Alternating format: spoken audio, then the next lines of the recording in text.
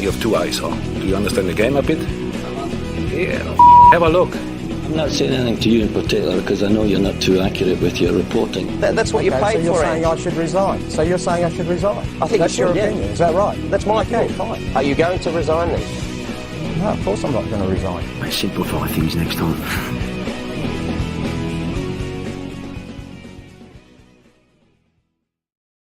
Hello, welcome to TNC. People are asking in the comments, where is TNC? TNC is late, blah, blah, blah, blah, blah. Too much blah, blah, blah, blah, blah. All right. This is the problem with Australian football. Too negative, concentrating on us being late. Why not concentrate on the fact that we've turned up at all to entertain you? Nick DeBano, hit these comments.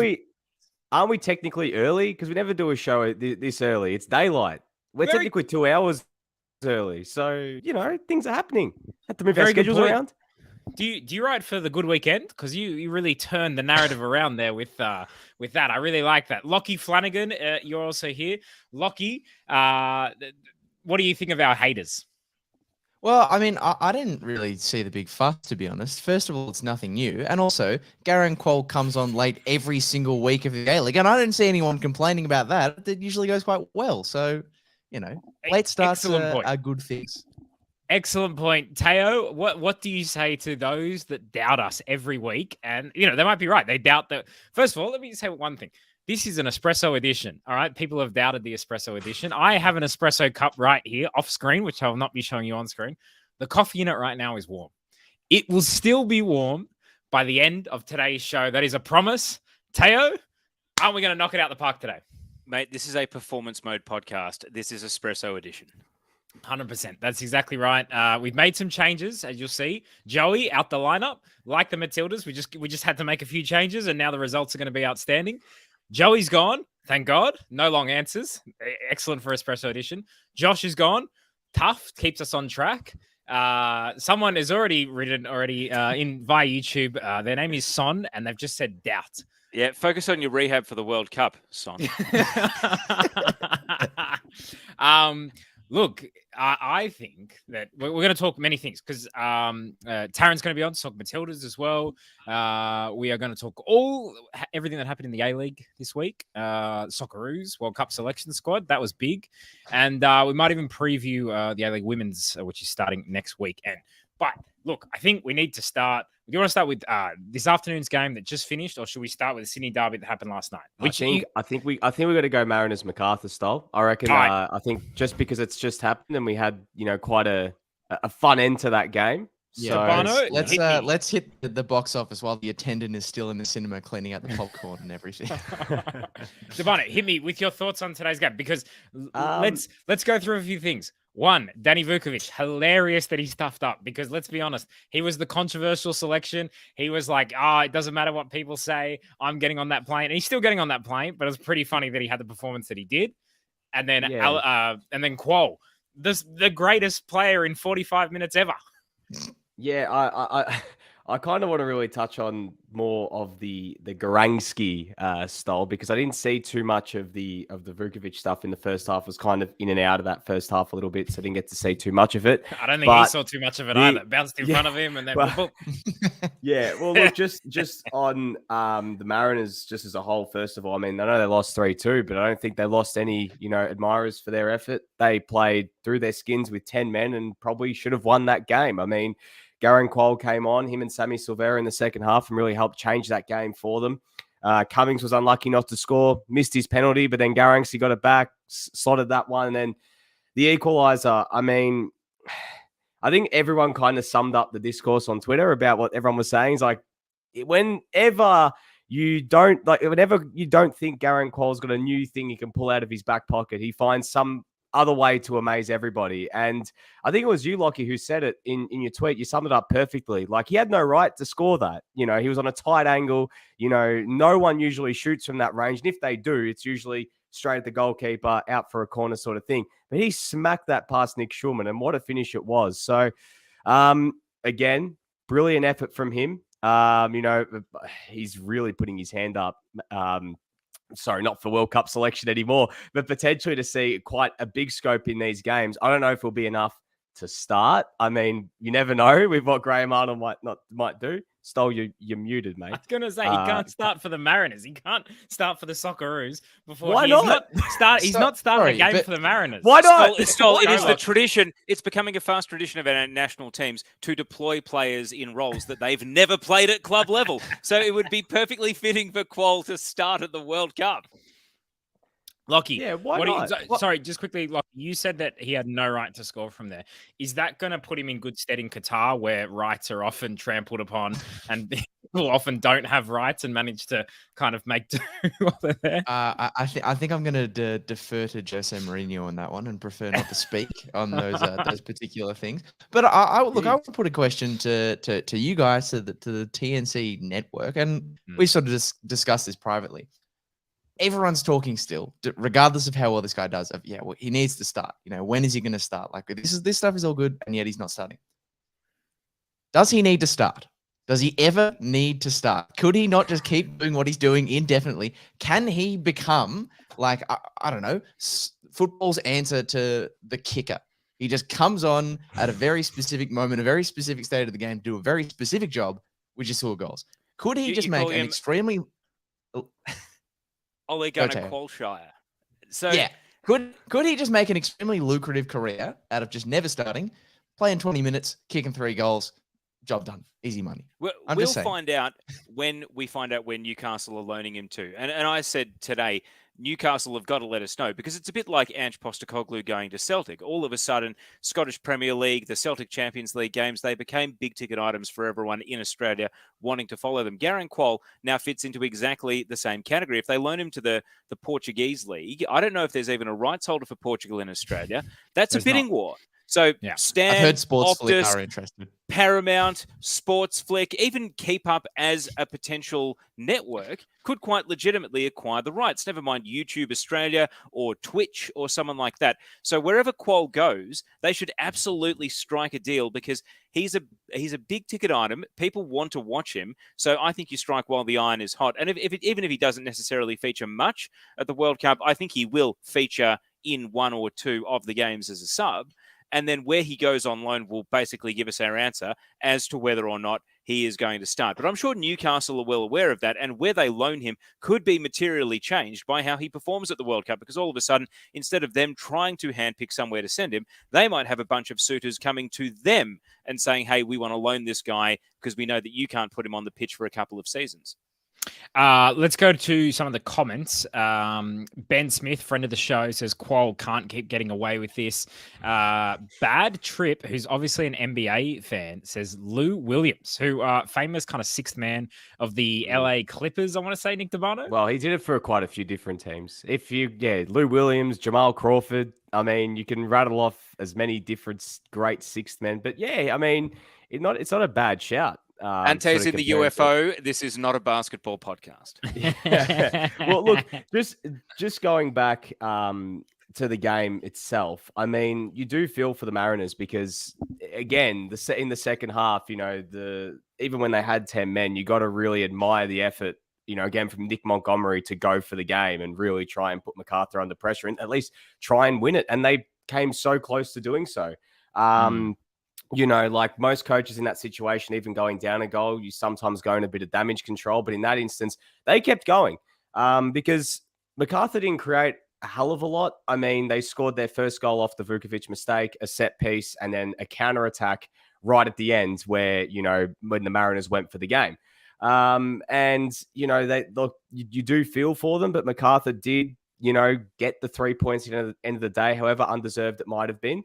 It puts them in a decent position coming into the World Cup break. But for the Mariners as well, they're not going to lose, as I said at the start, any admirers for their effort, because they kept going for it. They were the better team on the day.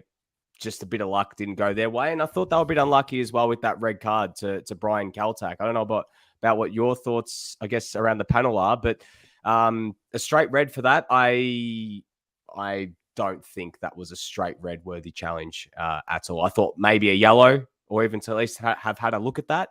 But for me personally, that's not a red card. Lockie, Teo, thoughts on the red card? I don't have a strong view, but I did want to say I'm really happy for Jed Drew. We'll speak about other young players that have come out of New South Wales NPL in the Sydney Derby, but Jed Drew scored a very, not similar goal, but in terms of the build-up before the finish, a similar goal in a game I saw him in for Northbridge during the NPL season. And you could just see immediately, this guy is pure pace. He's got the acceleration, but he's got composure as well. And he's the sort of guy that can shoot while running flat out, and that is a tough skill. So credit to him.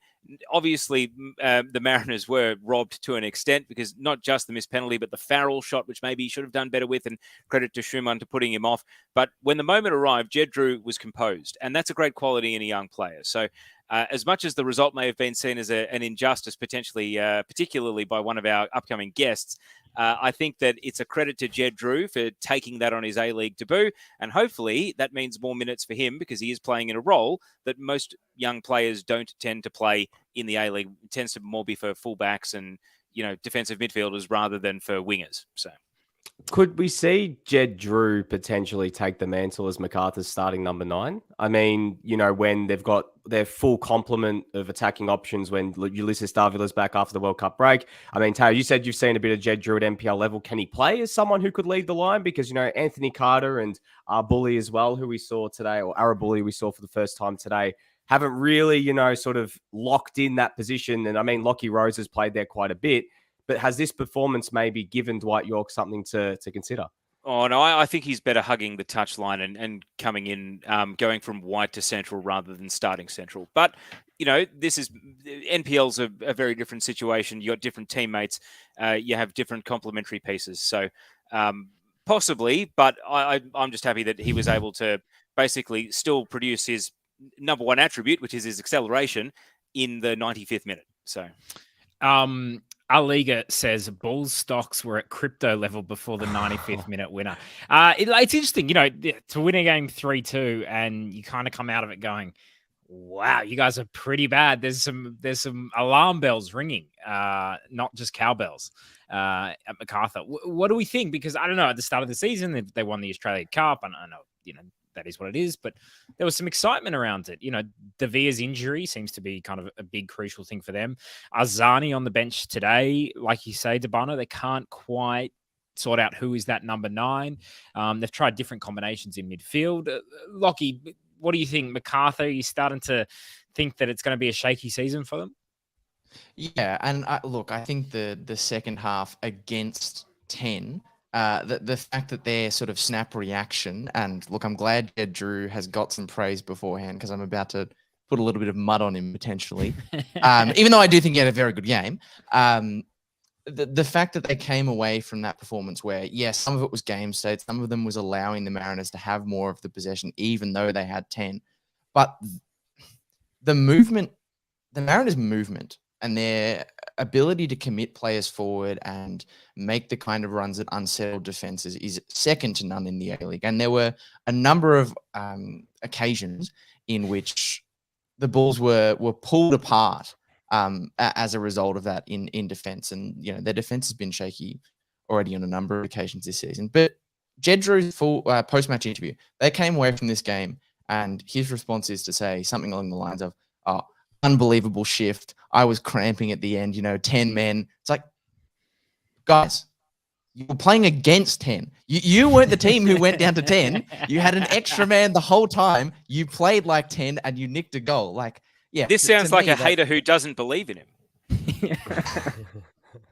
Apparently this doesn't believe in anyone. So it's not the first time that an A-League team has been up a man and really struggled to make it count. Like, you wouldn't, if there wasn't a nice graphic in the top right, left corner with the little red card with the time on it, which I do love, you wouldn't know that this team has an extra man. I actually have a fact about this because another thing where the Mariners movement makes so much difference, whether they're playing either against 10, which my tinfoil hat theory is it's not always that much of an advantage in the A-League men's because you have to break down a set defense, but it also helps them when they have 10. The movement. I spoke to Nick Montgomery a few weeks ago. He said after the interview that I think, and I'm pretty sure this still holds, that the Mariners are the only team to come from behind against 10 men this season because other teams just can't do it. The commitment to the energy you have to unsettle a team who is sitting in those sort of two banks of four. is tough sometimes for A-League midfields, but the Mariners are able to do it. And I think that sort of stuff helped them today, a man down as well. Shout out All Day Beer. I don't know what that means, but yep, 100. We'll give it the big muscles. Look, I want to give a shout out to lots of great Facebook comments coming in, especially this one. Props to Stoll for ignoring Joey. Yep, that's 100% right. Look, Joey is not here. Joey said, "Oh, I'm too busy. I got too much going on. I'm about to go to Qatar." Blah blah blah. We voted Joey off the show. All right, we had decided this show was going to be better, and now as his punishment, he's going to Qatar. But look, he's in there. Of course, Stoll starts ignoring the comments when the best host rocks up. That's another one from him. Oh, it's Josh Parrish in the comments. I didn't see his. Yeah, where's Barnaby Josh? Where's his hat? Joey says he has an interview with Dwight York coming to ESPN soon. Blah, blah, blah, blah. Look, there you go. Check out Joey's Twitter for anything else. Look, just quickly, I just wanted to touch on this whole Qual not starting. All right. So do you guys think it's weird that he doesn't start? Do you think it's like...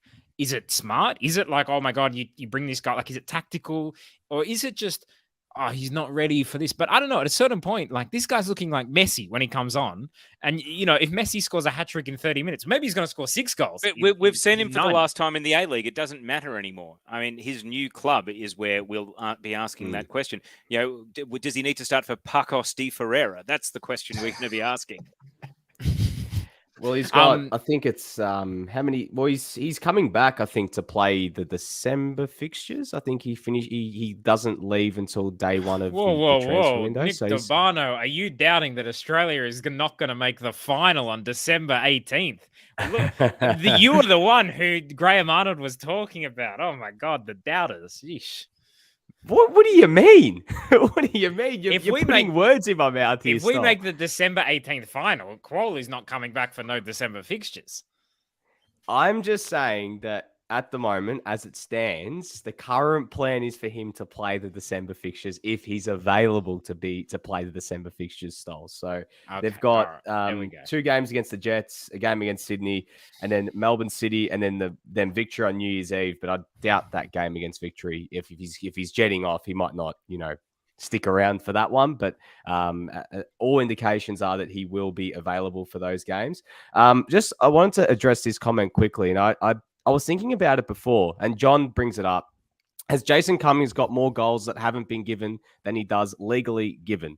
Because he has a lot of disallowed goals this season. I think he has only 2 goals that have stood this season, but I think he's scored, just off the top of my head, I think he's scored like 3 goals that have been disallowed. He had the one against Wellington, the one against West United, and the one today. Is there any others? Because he is, as Lockie said as well, he's walked under some ladders. He's seen a black cat, and someone's given him the evil eye, because he even said it himself in the postgame. He was like, what the hell is going on? Like, it just seems like there's a new thing every week that goes against me. Well, mate, at least you're going to the World Cup, and hopefully all that bad juju is out of the system before he gets there against France.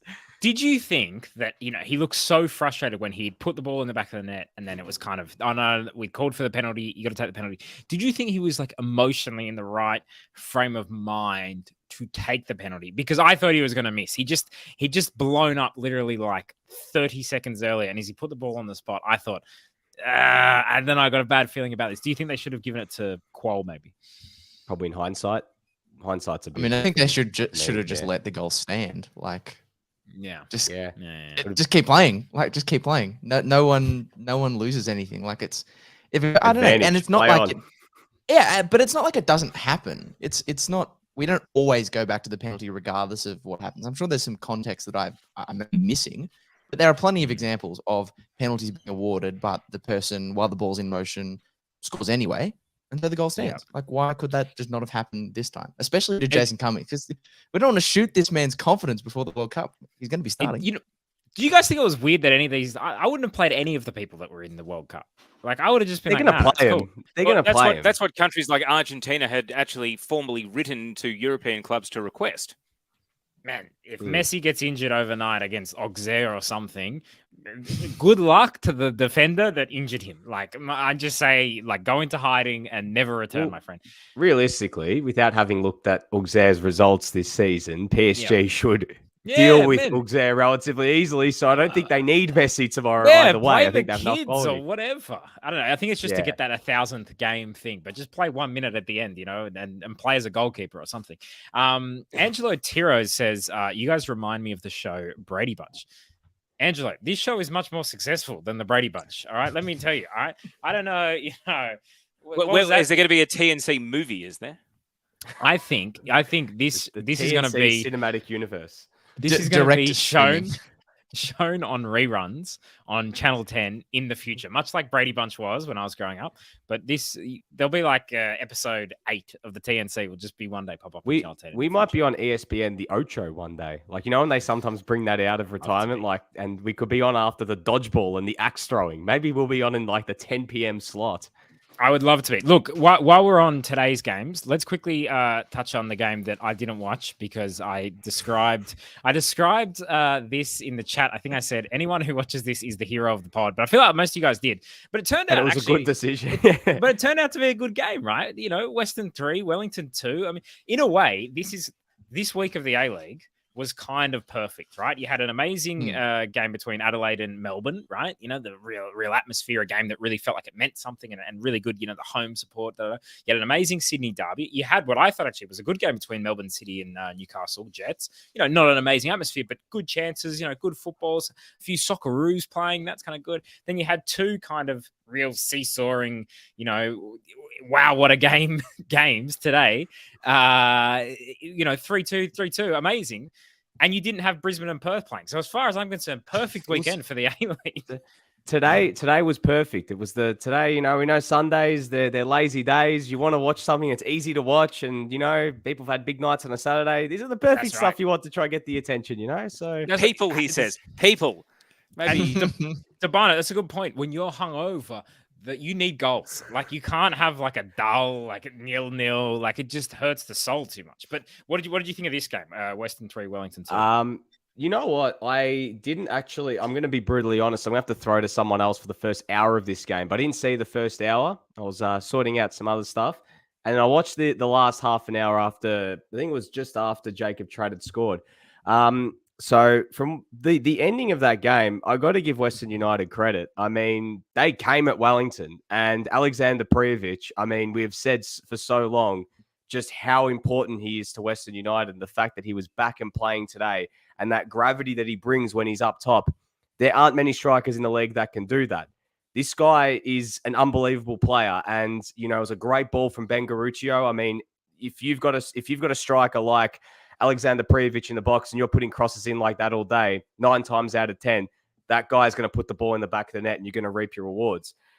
That was a brilliant moment for him. He got the equalizer, but I got to say, I know that we've spoken at length about, how Diamante's getting older. He's not the same player he was, at least with what he can do with his, just physical capabilities right now, given that he's closer to 40 now. He's in his final season. He's come back from a serious knee injury. There were moments even when he's gotten on the ball and someone's putting him under pressure. He hasn't got that turn, so he's always playing backwards or trying something different. But those individual moments, it's very sort of a cliche line, but class is permanent. And this guy can hit a free kick and he can do some special things from a dead ball. And when he won that free kick, as I relayed in our chat, I said straight away, he's like, I got a good feeling about this. Like this is going in. And far out, he hit that perfectly. Like you couldn't hit that free kick any better to say so myself. And what a weight off the shoulders that is for Western United. I mean, they needed to get something. It was looking bad for them. 2-0 down on the road, going into the break, bottom of the table without a win. That would have really put a lot of pressure on them going into the break to really sort that out. There would have been a lot of soul searching and everything else. But to come out into now the 4-week hiatus with a come from behind win, Prijovic is back. We don't know how long it might be, whether he sticks around in January, whether he sticks around to the end of the season. We don't know. But to come in with that confidence, it's massive for them. And I know last season, John Aloisi spoke at length about, their belief and their culture and their, like their spirit and everything. We saw that today. We saw that come through today. Like when the whips were cracking, they stood up. And and they brought on guys like Milanovic and, they changed something up with him coming on, who I still think should be starting. We're talking about guys who should be starting. It's Nick Milanovic who should be starting in this team. And the game changed, and Wellington just couldn't cope. They went into their shells. They were 2-0 up. There was probably an air of complacency to an extent as well. And Western United, at the end of the day, run over them. So credit to them. They'll go into the break with a bit of zest, a bit of energy. And from what looked like going into the break, just pulling up the table here, what looked like going in 6 points off the race, off the top six, it's now only 3. And there's still, another 20 games to go. So that's a massive result for them. And if they can get guys like Prijovic on the park, I think they can start Nick Milanovic. They get, Tomoki and Mai back in defense as well. This team can only get better from here. So I think fingers crossed for them and for John Aloisi that now that they can get the wheels turning and get the cogs turning, like defensively, there's still some issues. But going forward, they're looking actually pretty good this season. Like they're creating a lot of chances. But now they've got Prijovic in there to put them away. They could potentially go to another level. Geraldo makes a good point. It's all down to them being written off on last week's show. Totally agree. Last week, I wasn't here. Whatever was said, ignore it. Only listen when I'm on. Lockie, look, Prijovic came off the bench. He must have come off the bench. Is this like an A-League thing where you keep your best player on the bench, whether it's Qual, whether it's Max Burgess? I'm just constantly looking at the bench like, man, this is where the real players are. What do you think? Yeah, I mean, I think you're onto something, Stoll, because if I think about Garen Qual, Alex Prijovic, and Alessandro Diamanti, I mean, the levels of energy amongst those three are just so comparable.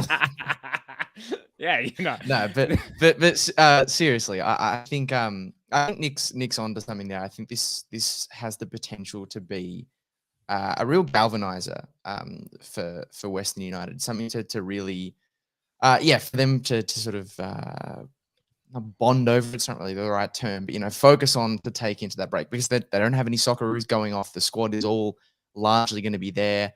Look, they were really, really poor in the first half. Wellington completely sort of outplayed them. They gave them all sorts of hassle in the wide area.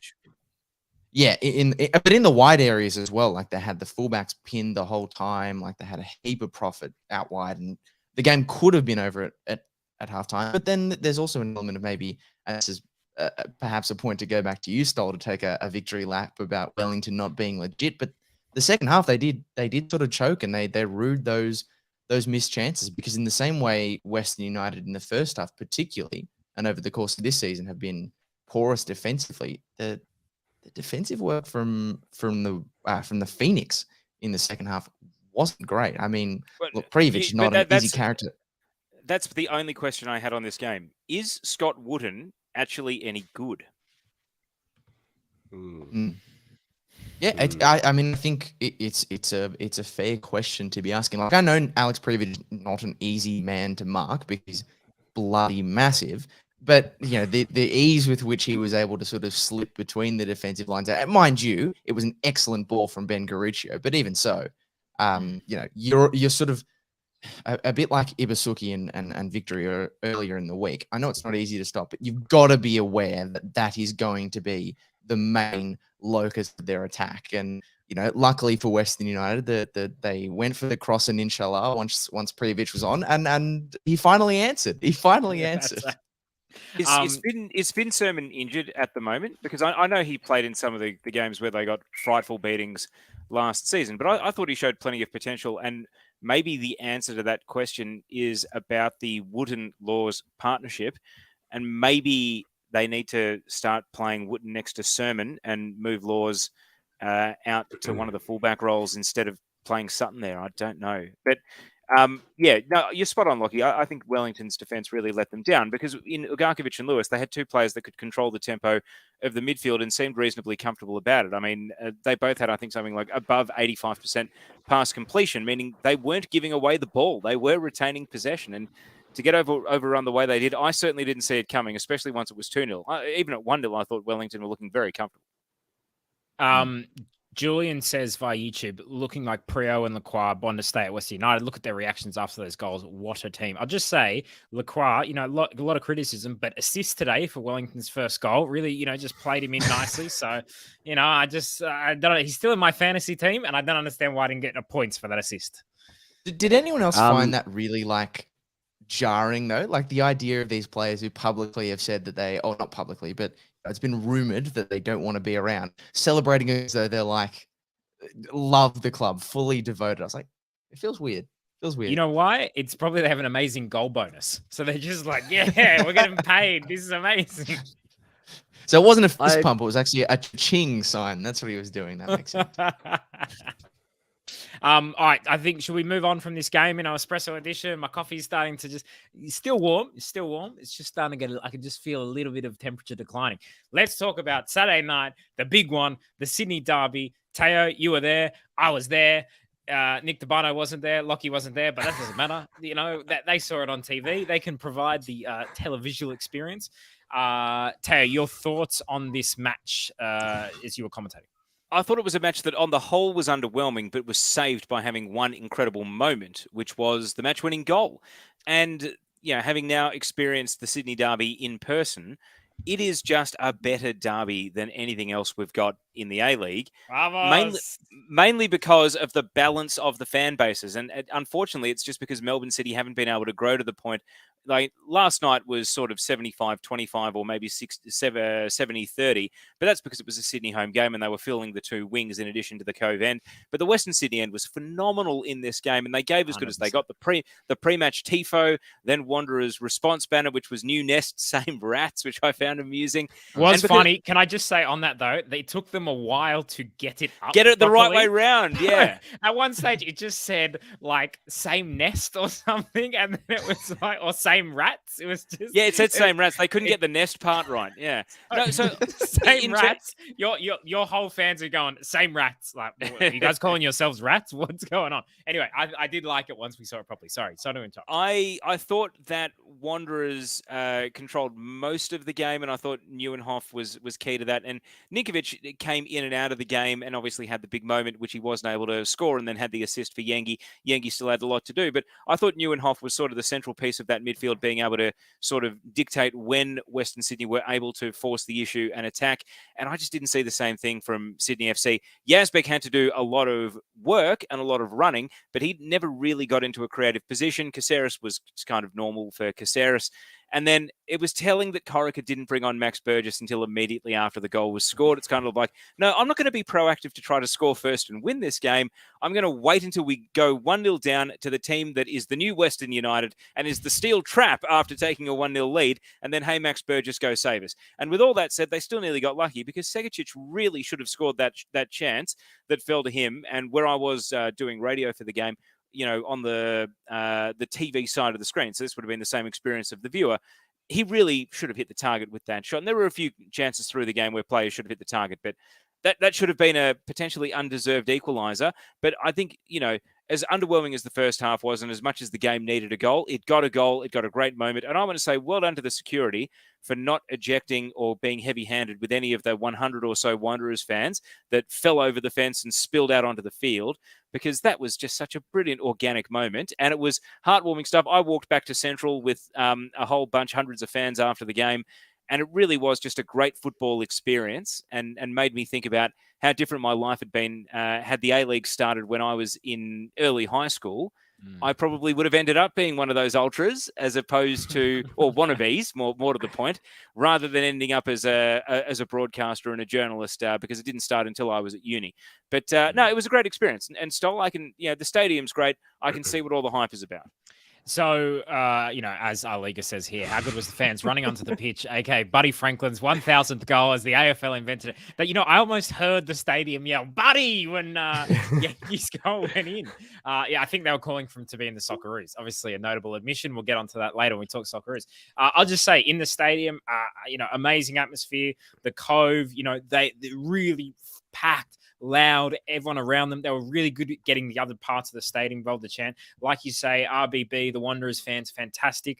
I'd say like security, apart from the issues about the Wanderers fans getting into the stadium, which there was some issues. From all accounts, they were pretty hands-off. I didn't see, like I've seen at previous Sydney derbies, 9,000 police, when you're walking to the stadium and you feel like you're entering, I don't know, a demilitarized zone or some crazy stuff like that. Mate, compare it to just like an average game at like Docklands when, they would have the, full Judge Dredd style, police. Not even a comparison. I saw about 6 or 7 cops the whole night, and most of those were just on the streets after the game, walking out of the ground, and they were very reasonable. Not even a comparison to what it's like at a regular A-League game in Melbourne, never mind a derby. Totally. Yeah, and, what, I also would say, what I think is cool that, look, there were flares let off, there were bungers and firecrackers left on, and no one freaked out. No one, oh my God, the suburban terrorist, points deductions, all that nonsense. All right. As the great man once said, enjoy no pyro, no party. No pyro, no party, but also enjoy it. But enjoy it by being effing disciplined. All right. Disciplined, yeah. And you know what? As far as I know, that's the thing. Flares, I like them. Don't throw them at people. Firecrackers, I like them. Don't throw them at people or whatever. I don't know. Scare. What did you think? What did you think of Sydney FC's tifo? Because you would have been behind it, but you would have seen it still replicated with the photos and on the scoreboard. Yeah, look, I liked kind of the attempt. I liked kind of the message. I thought it looked a bit weird. Like I was struggling to work out, all right, that's Ryan Grant. All right, that's Redmayne. Redmayne also used to play for the Wanderers, and Corica was the other one. I had the same problem. I thought it was about putting Ninkovic in the mud, and his jersey's just burning in a tree in the background. Yeah. Nah, I get what kind of forget Ninkovic. Let's talk about the players that we love and our legends, and also at the same time, there is some Sydney FC fans I spoke to them who look. Ninkovic gave me so much happiness over the years. I don't hate him, even though he, went to the arch rivals. There were definitely, it was great to boo. I was there booing Ninkovic. I love Ninkovic. I'm not even really a Sydney FC fan. You've been outed. You've been outed. Bro, here's what I'll tell you. All right, I'll tell you what I am. I just participate. All right. At one stage, I was chanting with the Cove, who were kind of directly in front of me, and then the Wanderers fans started out chanting them. So I just started chanting with them too. If a good chant is up, people around me must have hated me, and all I was doing. Stoll basically is the one wearing the Jason Derulo 2014 Grand Final shirts at every game he goes to, and he has the half. The booing genuinely was not that loud or that vicious. Really, it was. Yeah. And also, I tried to get some booing going of Neuenhoff, and I don't think enough Sydney FC fans realised that he used to play for Sydney FC. That didn't really translate. And then also, did Steve Corica realise that he used to play for Sydney FC?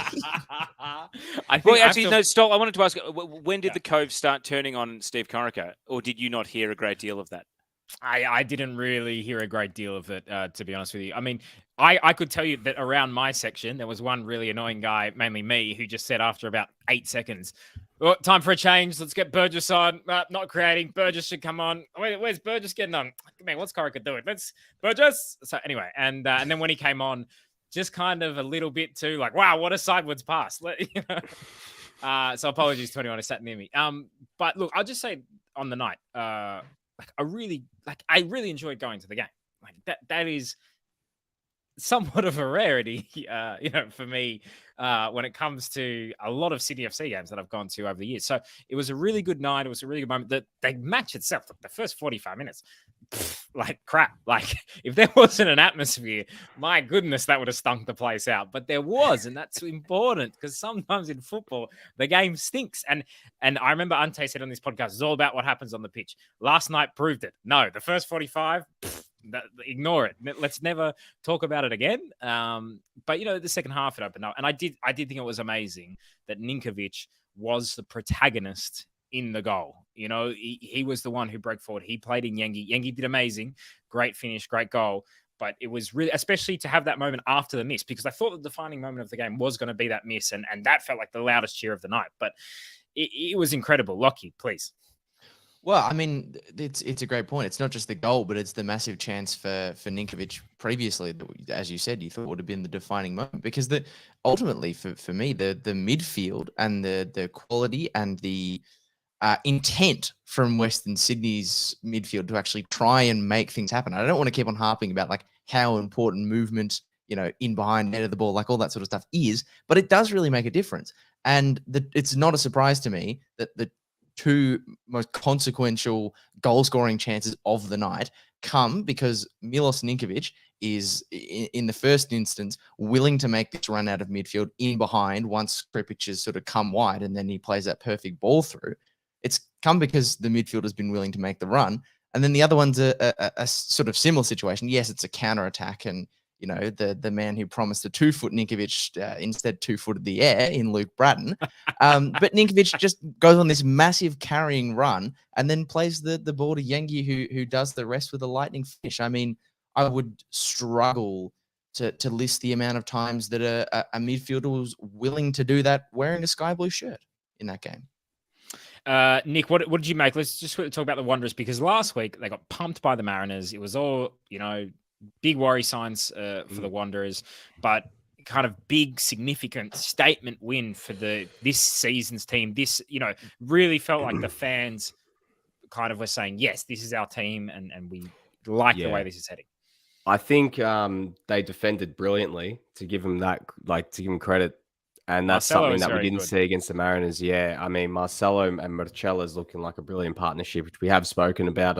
I don't mind as well. Klur and Traore at fullback, I think they've found a bit of a diamond in the rough potential with Gabriel Klur. I don't mind him. I didn't know anything about him before this season. The words of Shaq, I want to give him an apology. I wasn't familiar with the game. Serie A. Well, unfortunately, Teo, that's a little bit outside my knowledge range, mate. That's a bit too far down the pyramid. Plastic only looks at the big names. Nick's more of a Primavera man. All right. Hey. Anyways, on to the rest with the Wanderers. Look, as we've spoken about, it wasn't the greatest game. They're very predictable when they go forward, especially against set defense. They're playing a lot of long balls. I don't think Suleiman Kotipic was great. There was a lot of heavy touches, a lot of moments where he probably could have made stuff happen, but just those touches were. It wasn't. Get him out in January at all. But I think what we might see is, because I thought Cassini Yengi was brilliant. Is now that they've got Yeni Ngbakoto, I think I'm saying that correctly, back in the squad, and he came on for 5 minutes. Maybe we'll see him take a spot on the left-hand side and Yengi moving centrally. But I've said it at length, I don't actually mind Yengi playing on the left as long as they've got someone proficient leading the line, someone who's actually going to be banging in the goals, bringing the ball down, doing a little bit more than what Kotipic has been doing in the opening stages. But Yengi showed yesterday as to why, I guess, the raps on him are so high with just his individual ability, because he's got so much X factor for someone who is tall, he's quick, he can dribble, and he can bloody hit them. It was beautiful work from Ninkovic, first to play him through, which I thought was that great little hesitate, played him through, draw the defender out. But Yengi had to then see off the extra plays, the Bowser, and then to keep his balance, and fire that right into the top corner. You see so many strikers just either it gets blocked or they fluff their lines, but he hit that perfectly right into the top corner. And I think there's a real player there. Sorry, Tara, just quickly wrap this point about Yengi, but I think there's a real player there. There were some moments where he shows a little bit like he tries to do a bit too much and he, gets a little bit caught in his own feet, but I like the confidence on him because I think that there is something there to build off. And I think as time goes on, when he just sort of, irons that out of his game, I think he's going to be one hell of a player. No, just to follow your point, I don't think anything good that Yengi did was correlated with him starting on the left. I couldn't agree with you more that he should play in the middle.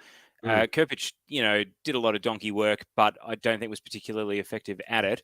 And Ngbakoto showed plenty in his cameo, so I think you're onto it there. It's really more, is Radan committed to making Yengi as a wide target man / tall winger work, even though he seems like he is very naturally a centre forward? Well, maybe Rudes liked what he saw from when Allegri played Mario Mandzukic as a left winger. And, maybe he's that's the brainchild. Maybe it's the left wing and target man. Maybe it's the long balls to someone out like that. But I think it's a good problem to have where you can put someone like Yengi either out in the left or play him through the middle. I guess we'll see what happens after the break. I mean, he's been quite wedded with this starting 11 when they've all been fit. And I think as the season goes on, because if they keep winning, I can't see Rudes changing it, even if, a lot of people think, Suleiman Kotipic is not playing well. In his eyes, as long as he keeps scoring, which I think he scored now 2 goals this season, 2 or 3, he's going to keep playing him. That's just the fact. He's going to keep playing. He's going to stick with that same starting 11. But as you mentioned, Teo, as well, Ngbakoto showed a lot. So it creates a bit of a selection dilemma, which is not a bad thing in my opinion at all. And Remy Najarine on the bench as well. Look, well done to the Wanderers. Great enough for them. And look, the league is just better when the Wanderers are good, and the league has needed the Wanderers to be good for a while. The league is also better when Sydney FC are good, and they are not right now. And I think we need to kind of talk about this because it was the first time that, I think I saw a lot of Sydney FC fans on social media, at least.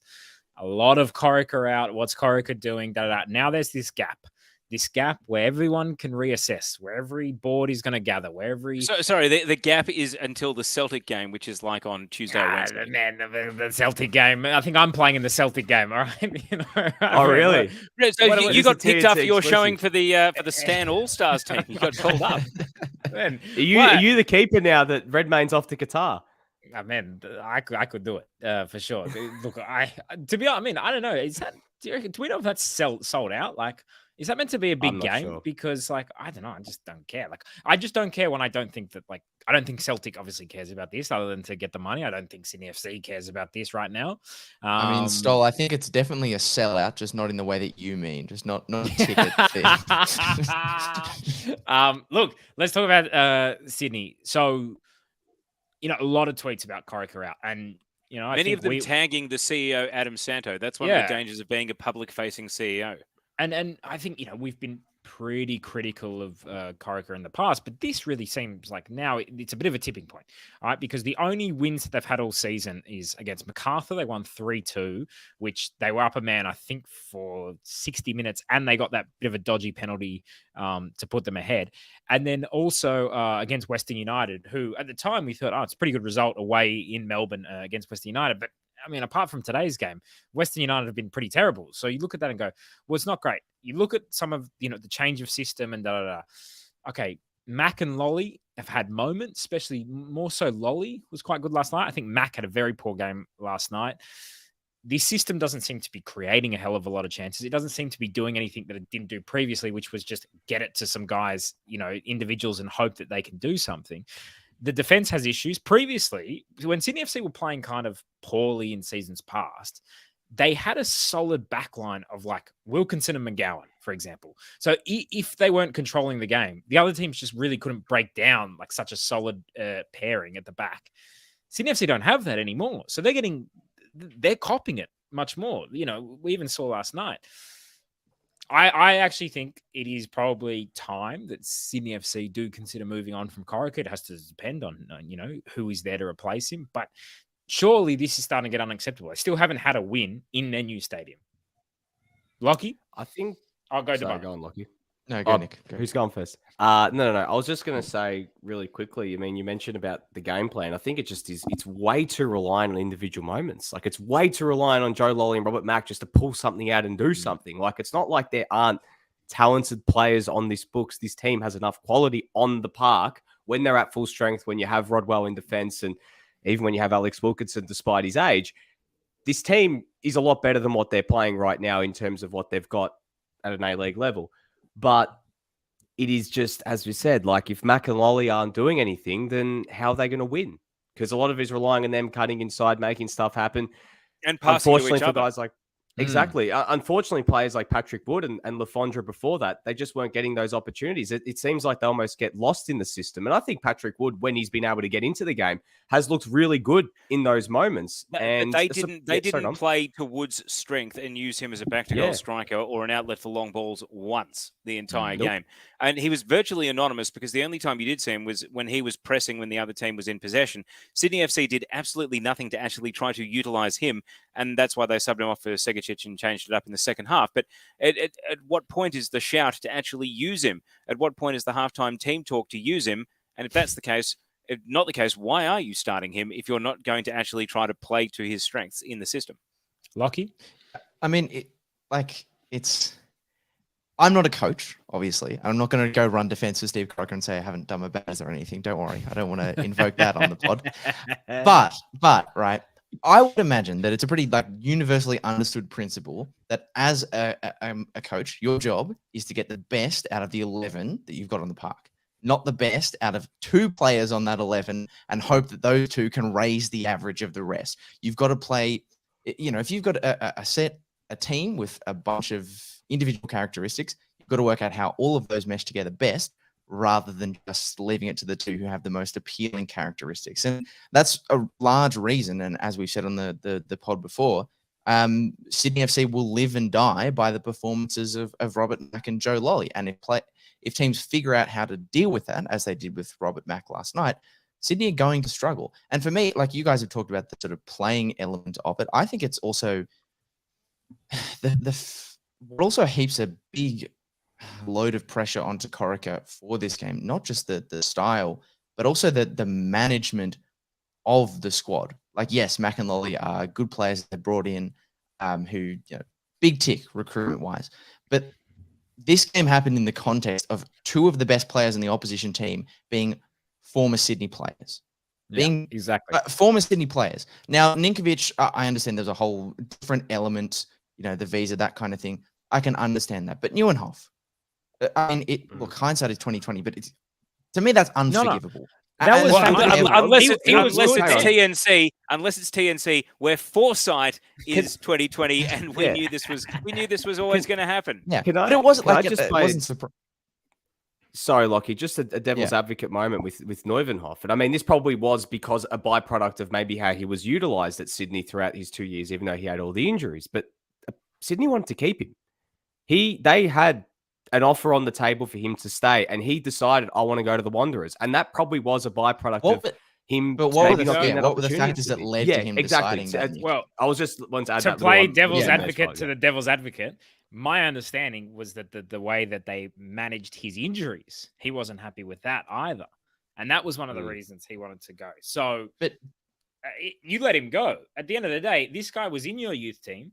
And by the way, this is a few players now because Talbot as well. And I know Talbot went to Melbourne City and maybe they offered him more money. But you're bringing these players to Mariners. Yeah, exactly. You're bringing these players through, and then you're not providing them with a future into the first team that these players at least agree on, whether it's the way they manage their minutes, their injuries, whatever.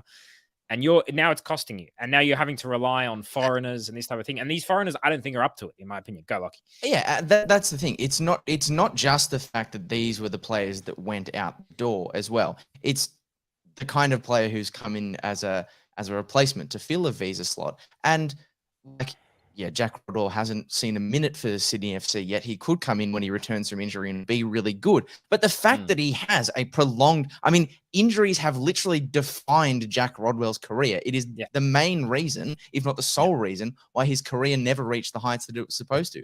The idea that this guy, as a visa signing in a league that has very restrictive rules about players, the idea that this guy could get injured for a prolonged period of the season was on the cards. It wasn't unforeseeable. And that really frustrates me.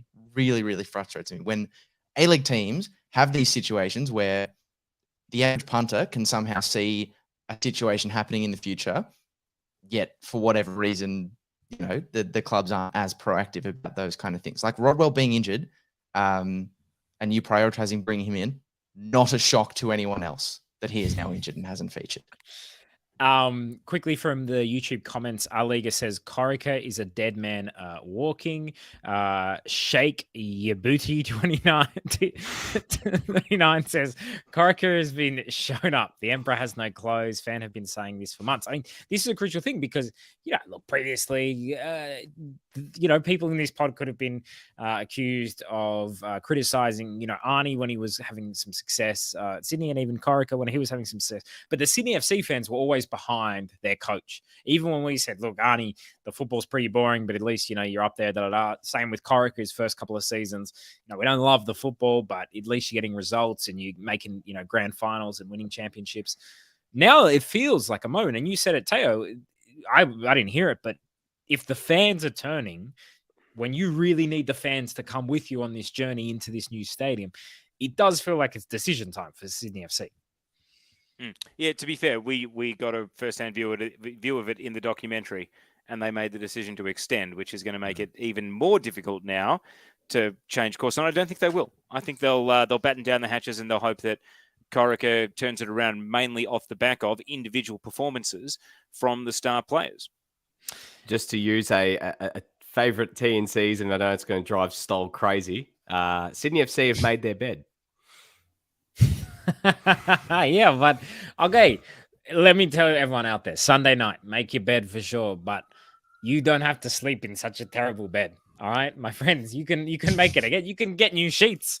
All right, whatever. You can sleep on the couch. This is preferable. Look, are there any other thoughts on Sydney FC, on West Sydney Wanderers, on the derby before we move on? Espresso No, edition. all good. Coffee's getting cold. All All right, we're good. We're good. I just go. quickly say, very funny. I love funny moments in the A-League. So funny that Ninkovic became an Australian citizen this week. Like, just so like perfect timing. Thank you. Oh, the Immigration timing of the Department. release. Like, Perfect. oh my Yeah, goodness. And just quietly, this A-League's All Access is going to be like... Oh yeah. This it's A-League's good. All Access on Thursday is going to be really good. So good timing. I still have to catch up with the Newcastle episode. So I don't know if there's It's any. good. It's good. That's actually a really good episode. Just quietly, yeah, it was really good. Nick DeBano works for the A-Leagues, and we'll... I'm just saying, it was a good episode. All right. yeah, check it out. Check it out. Maybe keep an eye out for anyone in the background, I think. Look, let's talk about Adelaide versus Melbourne victory. All right. This seemed like a really good night for Adelaide. Seems like there's a really good atmosphere around that club at the moment. Goals and assists.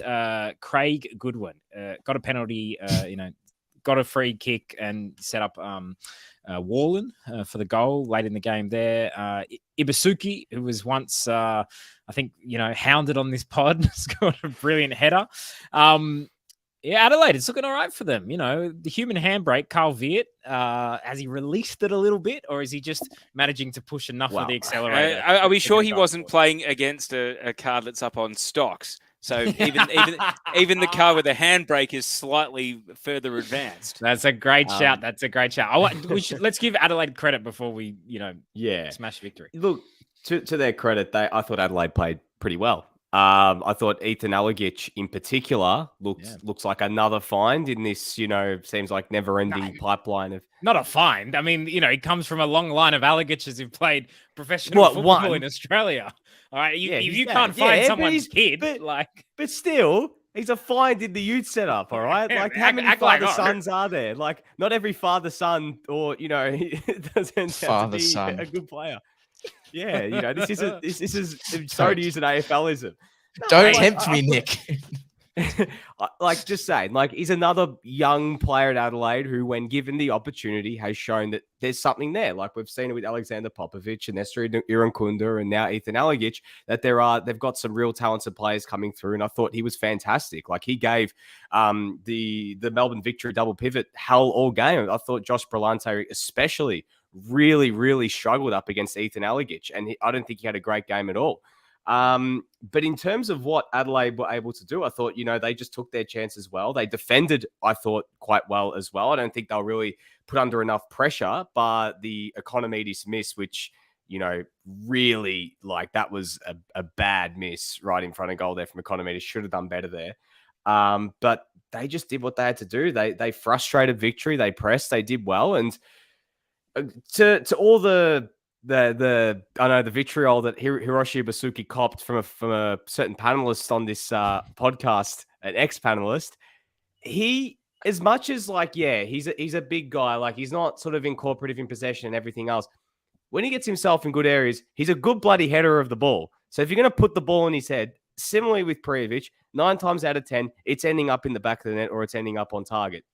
He scored 3 goals in 3 games now. It's been a good run from him, but it was I thought, a really, really good header. And look, Adelaide did what they had to do, but conversely for victory, guys, they just did nothing to move me. They went back to what we saw, similarly before the Newcastle game. I think it might have been a situation with Newcastle in that game where they probably left themselves a bit open defensively, didn't have the same quality defensively at Adelaide, and maybe Brisbane as a unit and the Wanderers have. But this is now, I think at the studies, 4 games out of their last 5 they haven't scored a goal, right? They scored 3 against Sydney, 4 against Newcastle, but this is another game like that. They tried something new with Fornaroli up top, and he couldn't get into the game whatsoever. They dropped Jake Brimmer as well, along with Daggers, and started Economidis, Falami and Nani, but they just were not able to get anything going. And I think that's also an issue of what's happening behind them too, because when you got guys like Marchand and Brillante, who are 2 very similar, deep-lying players who, aren't, going to move the ball, like not sort of the needle moving kind of midfielder is going to be able to get the ball and progress things up the field, they're always going to find that little bit of a handbrake. We talk about human handbrake. Like in that instance, when you got those two, we've seen it time and time again. That's what Victory's falling into the trap of. And once actually Jake Brimmer came on, they were actually able to create a couple of chances. So obviously, he'll be probably straight back into the lineup after the break. But I think there's a lot of soul-searching Victory need to do. And also defensively, like the other thing as well, we speak about Ibasuki's height. Lee Broxham starting in defense. I know they have Roderick Miranda there as well, but this just goes to show Victory. Martinez of Victory need to go and buy a centre back in January. I think that they definitely have to. Like, there are some big issues in their centre back stocks right now. If they're not going to play George Timotheo, who they brought in, then they have to start looking to get someone else in, because if Sporanovic isn't going to be back soon, if Timotheo, who was supposed to be the Hamill replacement, isn't going to play, then they've got to find someone else. Lockie, your thoughts on the match? Yeah, I mean, I haven't watched the full game because I was out, but I just want to hone in on that point that shut up, Stoll. That point that Nick made about the defense, and it goes back to something I was saying earlier when talking about Steve Corrigan. I'm not about to suggest that Popovich gets sacked. I'm not. No, it's another thing. Oh, no, there's no way that will happen. No, it's not going to happen. No. But my point about A-League men's coaches not being able to foresee situations that from the outside looking in seem obvious. And I remember when Joey released his A-League men's season preview, and we all had to chime in with a paragraph about different teams, right? And I had to do Victory, and I was looking over their list and thinking, literally the first thought I had about the list, other than, it's definitely stronger than last year, they brought in some quality, Nani will be exciting, was, gee, if one of their defenders gets injured, there's going to be a bit of problem there, to the point where this is public information. You can go and Google it. There are concerns around defensive depth. And the minute Matthew Sporanovic got injured, that defense with Lee Broxham has fallen off a cliff. So there are options at the moment. I mean, Timothy, who is, as Nick said, if he can't get a game ahead of the undersized Lee Broxham in a game where their striking opponent is this massive giant, that is a massive, massive problem and not a good look for Timothy. But why did they sign him to begin with, honestly? Like, that was a head scratcher from, and just because you all of a sudden you have the Victory fan base behind you saying you're good, and going against the grain means inviting on the criticism of said fan base. Has that intimidated people out of saying, why on earth did Victory sign George Timotheo to begin with? But it seems to this point that a large basis of their having a solid defense and their defense first plan under Popper working was having the partnership of Sporanovic and Miranda. And again, like with Jack Rodwell, Matthew Sporanovic has been a player whose career has been in many parts defined by injury and absence from the game. The idea that he might not feature week in, week out was not a shock. So there should have been more thought going into Lockie, who plays. You got to understand that increasingly contingency planning in this game is now seen as negativity. And unless you are a blue sky happy clapper who only looks at the best case scenario, you're considered some sort of heretic. It's becoming the case at so many clubs because it's being passed down from the national team.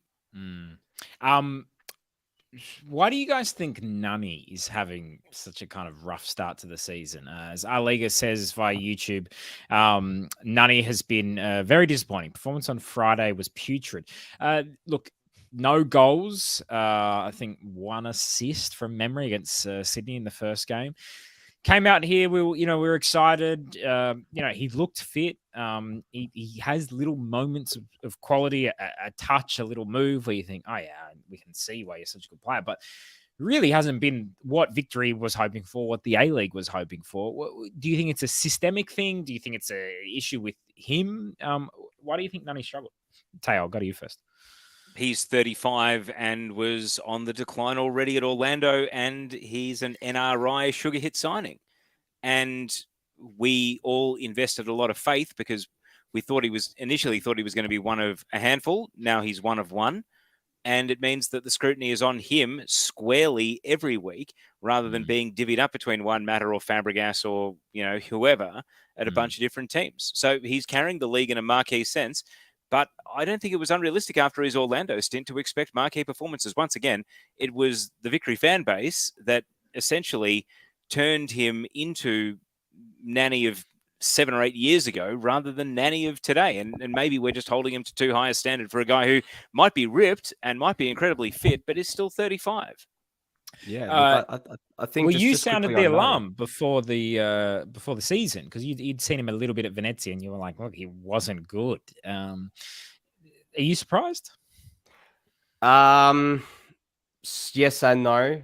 Yes, in the sense that I thought maybe playing in the A League, maybe in a full preseason and everything like that, it might lend better to him because there's just not the same quality of players over in Serie A. It's no secret, but no to the same point because as Teo said, and as I said early in the bit, that he's just not the same player. It's human evolution. Players naturally, with age, they regress physically, and he hasn't got that same explosive yard of pace. And it sometimes seems like from the outside, and I don't want to sort of, put words in his mouth and his head as to what he's actually thinking, but he gets in those moments where he's in isolation one-on-one with the defender, and you could see he wants to use that trademark burst to get past the guy, but he second guesses himself a little bit, gets himself caught up a little bit. He's almost in two minds. For me personally, if they're going to get the best out of Nani has to play as a 10 because he's still got a lot of technical aspects that I think are brilliant. Like he can still put in a good ball. He can shoot. He's got good dribbling, but he hasn't got that pace anymore. I mean, we've seen it with so many older players that have come down here when they get to that stage of their career. If they haven't got that burst of pace, especially to play out wide in a PMP league when you're playing off the break, it's not necessarily going to lend itself quite well. So I know Jake Brimmer is wedded to that 10 position.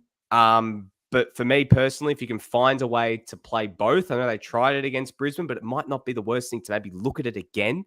As much as Brimmer has those defensive sort of deficiencies in comparison to Marchand and Brillante, I think it might be something to take a look at. And I'm surprised even in this game when they had the opportunity to maybe do that. They played Economidis as the 10 and didn't play him out wide and played Nani on the right-hand side. I think having him, someone who can just drop deep, get the ball, set things up.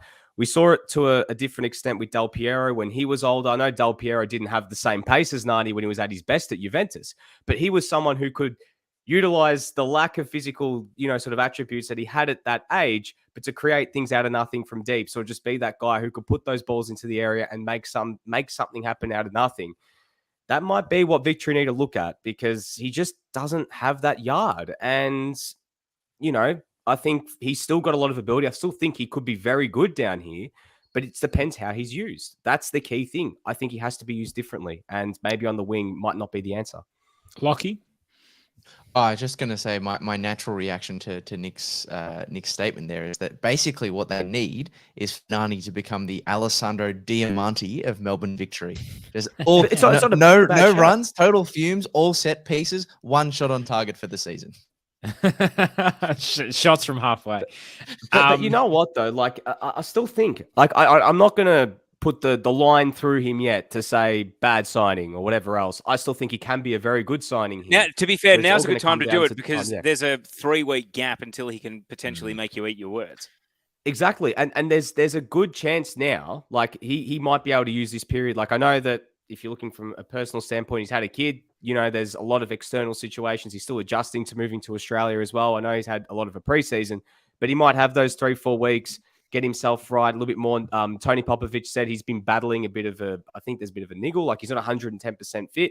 If he can get himself 100% fit, maybe we could see a little bit more from him. But I think we've probably got to give him a little bit more time. It's been 6 games. There's still a long way to go this season, and he's on a 2-year contract as well. So before we completely sort of, put the firm marker through his name to say not a good signing, I think we do need to give him the benefit of the doubt of more time. But I still stand by the point that I think personally, I'd play him as a 10. Friend of the pod, Hiraldo says, I'd say I can't believe how bad Brillante was and how long Popovich kept him on against Adelaide, but ... Yeah, pretty interesting. Just, to finish on a high, I just want to give a bit of praise. I thought Ryan Kiddo had a really good game and has had a few good games for Adelaide and looked really good for them, especially kind of going forward. Defensively lacks a little bit. But also credit to George Blackwood coming on, winning the penalty. You can bet your house on him. All right, let's go to the Espresso edition. We've got to keep the show moving. Melbourne City v Newcastle Jets. Will be super quick on this one. Look, the Jets, what can you say? They're not box office in terms of results, but at least their games are fun to watch. A lot of things happen. Michael Weir did a Superman impression when he missed the ball. I mean, to me, that was box office. It was Charlie Chaplin box office, but it was box office all the same. That's right. Yeah. They're a comedy act this season. Look, Jet stock. Is anyone buying the low Jet stock? Because I think I'm buying because there's something there. Piscopo. I think Piscopo's a really good player. Mikkel Tadzi. There's little things that I just see. That I think maybe they're okay. I've never sold my Jet stock to the full extent that maybe some others have. I've kept a couple shares. All right. Like I've kept some, I'm not completely, shorting my shares. I am keeping them. I still think that there is something that there's a lot more capability that they have, especially in their attacking third. And I think they showed that a little bit yesterday. So no, I'm not selling just yet. All right, just quickly, good to see Michael Tilio didn't have the best week, being left out of the Socceroos squad, but it did really well to get that assist for Jamie McLaren. Good to see Jamie McLaren scoring. Obviously he's probably going to see some minutes at the World Cup. Don't know if he'll start, but he's in amazing form. And also we've got to talk about the A-Liga belt, Valon Berisha. Someone has to beat Melbourne Retains. City. So he retains. He retains once again. Even his own teammates scoring own goals can't get the belt off him. Yeah. Mate, I got to say, though, how about the actual belt holder, the one who never truly lost it in Prijovic coming back today and scoring and saying, hey, I'm still here, guys. I don't think the next Western v City game will be basically unification bout, won't it? It will. It will. And another good performance from an ex-Sydney FC player in Talbot. I thought as well, I got to say on Weir, I thought he made some really good saves after his disastrous performance. If you've just seen that goal and people thinking, this guy, what a disaster of a keeper. It was a really bad moment for him, but he did respond well. But, he made. Can I just say, I think it brushed his hair. He didn't miss it by as far as some people might think. He still missed it, but I'm pretty sure it did actually skim his hair on the way past. It's not like he was in a different postcode. Yeah, that's true. And you know what? There's also an argument for, the Jets are making this risk by playing such a high line, by not having, the Jets, they press, and I just feel like I like them pressing high, and it shows bravery to me, and it's something that a lot of A-League teams don't do, press and play such a high line, especially against Jamie McLaren and Melbourne City. You would think this is the kind of team that they wouldn't do that against.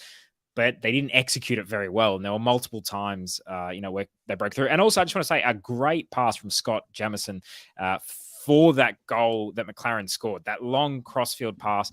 Tilio took it beautifully. It was a really great goal. But I think we can end the chat there unless anyone has anything further to add. Quick question from the YouTubers. A-Liga, can City go the season undefeated? What do we think? I think they can. I don't think they will, but I think they can. I think that they definitely can, because I think they're going to get better. And I think once they get all their, once Florent Berenguer is back as well, I spoke to him on Friday and he said that he is doing all he can to hopefully be back after the break, but he's tracking well. Nuno Reis and Curtis, Nuno Reis back hopefully from concussion sometime soon. Curtis Good and Andrew Nabu weren't playing yesterday. I genuinely think they can keep getting better, and sky's the limit for them.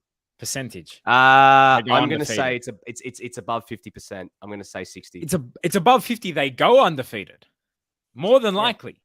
Whoa, Devano. Yeah. Can anyone beat more than 60% for? No, they'll have a swoon, but I can't see them losing more than 3 games. Yeah, I mean, I think the two big tests to that theory will be the 27th of December against the Mariners. A team who beat them, I think, twice in pre-season. And then more to the point, the 29th of January when they take on Adelaide. Even if it is at home, we know that Adelaide are a side that have given City problems in the past with their press work. Yeah. So those are going to be the two big challenges for me. And I wouldn't, even though I'm said it's more than likely, I wouldn't rule out the game against the Wanderers as well on the 15th of Jan at Wonderland. just because we know what the Wanderers can do defensively, but also like a Melbourne derby. Like as much as Victory haven't played well, it's a Melbourne derby. Like anything can happen in those sort of games, and the natural sort of excitement and exuberance and players sort of getting up for these derbies might be something to keep an eye on. So I think it'll be a nice little subplot to see how far they can go. Because have we had please correct me if I'm wrong, we haven't had like a full season A-League's Invincibles, have we? We had the raw streak, but that was over Correct. 2 seasons, correct? Believe me, we'd be talking about them every week if we'd had an A-League's Invincibles. Yeah, I mean, Sydney FC is lost one game one season. Is it unfair to say, without wanting to take too much away from City, is it unfair to say that their opening 6 games of the season, they've arguably played the bottom half of the teams, with the possible exception of Sydney FC? I mean, United weren't good. Raw, Victory have fallen off a cliff. Phoenix, whose defense has been shoddy. Glory, and then the Jets, who's... Yeah, it's good fixture list. It's a good fixture list. Maybe you got to win them. You got to win them.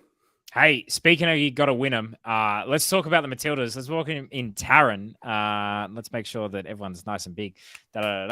Welcome to the show, Taryn. Taryn, look, let's get into it. There's going to be a lot of RBA. There's going to be a lot of results-based analysis. Matildas 4, Sweden 0. Tony Gustafsson from I saw, didn't have the scarf on, didn't have the little microphone Madonna thing going on. Was these the changes that we needed at the top level for the Matildas to win against a big team? What are your thoughts? I mean, firstly, I really enjoyed the sort of round of applause that I got as I entered, as if I had done the winning. Like, yes, I was responsible for the victory over Sweden. Yeah, because I listened to the Massive Dub podcast, and apparently they're putting placards up of you on the dressing room wall, Taryn, saying Taryn doesn't believe in us. And there's nothing more powerful as a motivating tool in this game than members of the media not believing in the players. And Taryn, can I also say, you wouldn't be the first person in Australian football to take credit for something that they didn't do. So, I think it's just part of the football heritage of this game. But please, give us more than a bit of RBA, because everyone's high on the 4-0 win. Caitlin Ford was amazing. Katrina Gorry had a great game. There was some really nice goals. What were your thoughts at the match? Yeah, I mean, we should be high on the win. It was a good win. It was comprehensive. There was, for most of the game, not all of the game, but for most of the game, we were the better team. I think it's, as soon as we've started going away from this 4-3-3, as soon as, we started with a 4-2-3-1 and Caitlin Ford was central. And I think that was, as has been sort of commented on, I think that was the biggest thing. Caitlin Ford, central. She started off playing the number 10. Later on moved further forward, and it moved into more of a 4-4-2. That was the tactical adjustment that Tony Gustafsson talked about in about the 30th minute. And for the most part, except for periods of that first 30 minutes, we were the better team and we were all over them. And I think that's really exciting. Of course, there are some asterisks. Sweden was missing a number of their best players. They were missing Freelina Rolfo, really notably, who scored a total of 3 goals against us at the Olympics. Across the 2 games, they were missing Caroline Sager from the midfield. Magdalena Eriksson was on the bench, didn't play. So, yes, it wasn't Sweden's strongest team. There are also, you look at the game, Kyra Kunikos could have been sent off in the first half. She picked up an early yellow. And I think in a competitive match... Here's a question. Is Anna Maria Kiley our referee for the tournament? Is she just going to do all 7 of our games? Is she related in any way to Byron Moreno? Because this isn't the first time she has given us a very friendly ride in a friendly. Yeah. I mean, there's those question marks. I mean, aside from that, I actually think Kyra Kunikos had a pretty decent game. But this is probably the pitfalls. You're never going to have the most perfect system. You're never going to tick every single box. That's the way that football is. And I would rather see us playing this kind of football, playing what is essentially when we attack kind of a 4-2-4 with the likes of Kunikos and Gorry in that midfield, sacrificing a bit in midfield. We did look vulnerable on the counter before we made that change and dropped people a little bit deeper, with the knowledge that, Kunikos is due a red occasionally, and it may not be the best defensively solid, may be caught on the counter. I would rather us play the way that we're playing, because it's going to get results. more often. And I think the way that we've played in the past is sort of put someone in that 6 role that didn't necessarily suit it and play the, Sam Kerr as a target man. If you're playing in the system that allows for Caitlin Ford to have a more central role, or anyone else, I think that it just suits us so much better. And you can see the results of that on the field. Do you think this is kind of our new lineup, our new formation heading into the 2023 World Cup? Is this something that he's going to look at and say, this is what I want, for the first game when we kick off the tournament? I don't think you could, structurally, obviously there's going to be some player changes.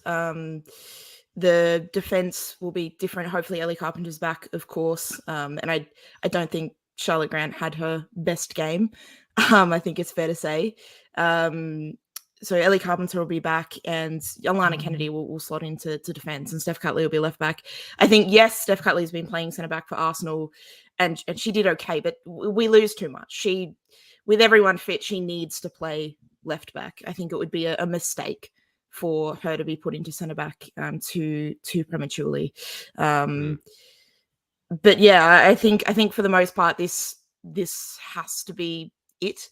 Again, players will change, but Caitlin Ford and Sam Kerr centrally in a front two. We've talked about it on this pod before. I don't think it serves the team. Someone who got abducted by aliens sat down one-on-one with the coach and talked to him about it, and the coach is still there, and the other guy got abducted by aliens. So what does that tell you? Well, I'm waiting for you to go on your Jens Felsen victory lap, Teo. So I'm sure that will be upcoming. But yeah, I mean, it's been evident for a while. Like, so many things that we've talked about have been evident for a while. It's taken months, years for them to be implemented. When they're implemented, we're seeing results. Again, yes, there's an asterisk. It's not Sweden's best team. The asterisk is not big enough to take away from a 4-0 victory over a team like Sweden. It is a promising result. It is something we can be optimistic about. And I think we are moving in the right direction. There are still little things that annoy me and obviously little things that aren't perfect. We could have gone into halftime a goal down rather than a goal up. I don't think that we were completely outplayed in the first half, but it could have been a different situation. But that second half was we were all over them, and it's nice to have such a comprehensive victory. Ben Smith, who was at the game in Melbourne, it was the best performance of the Tony G era. The bar has now been set. It is up to him/players to sustain that. Gorry's ability to drive from midfield, particularly in the second half, was fantastic. Taryn, were you at the game yesterday? Yeah, I was. Yeah. Talk to us just as well about kind of the atmosphere. It's been a while since Matildas game in Melbourne, and it seemed like it was a great occasion. It was a great weekend for Australian football with the A-League having some good crowds as well. But, it seemed like there was a good feeling in the crowd and a good representation in terms of age groups as well. Yeah, for sure. Glorious Melbourne. Finally getting our chance. And look what happens. You come to Melbourne, you win 4-0.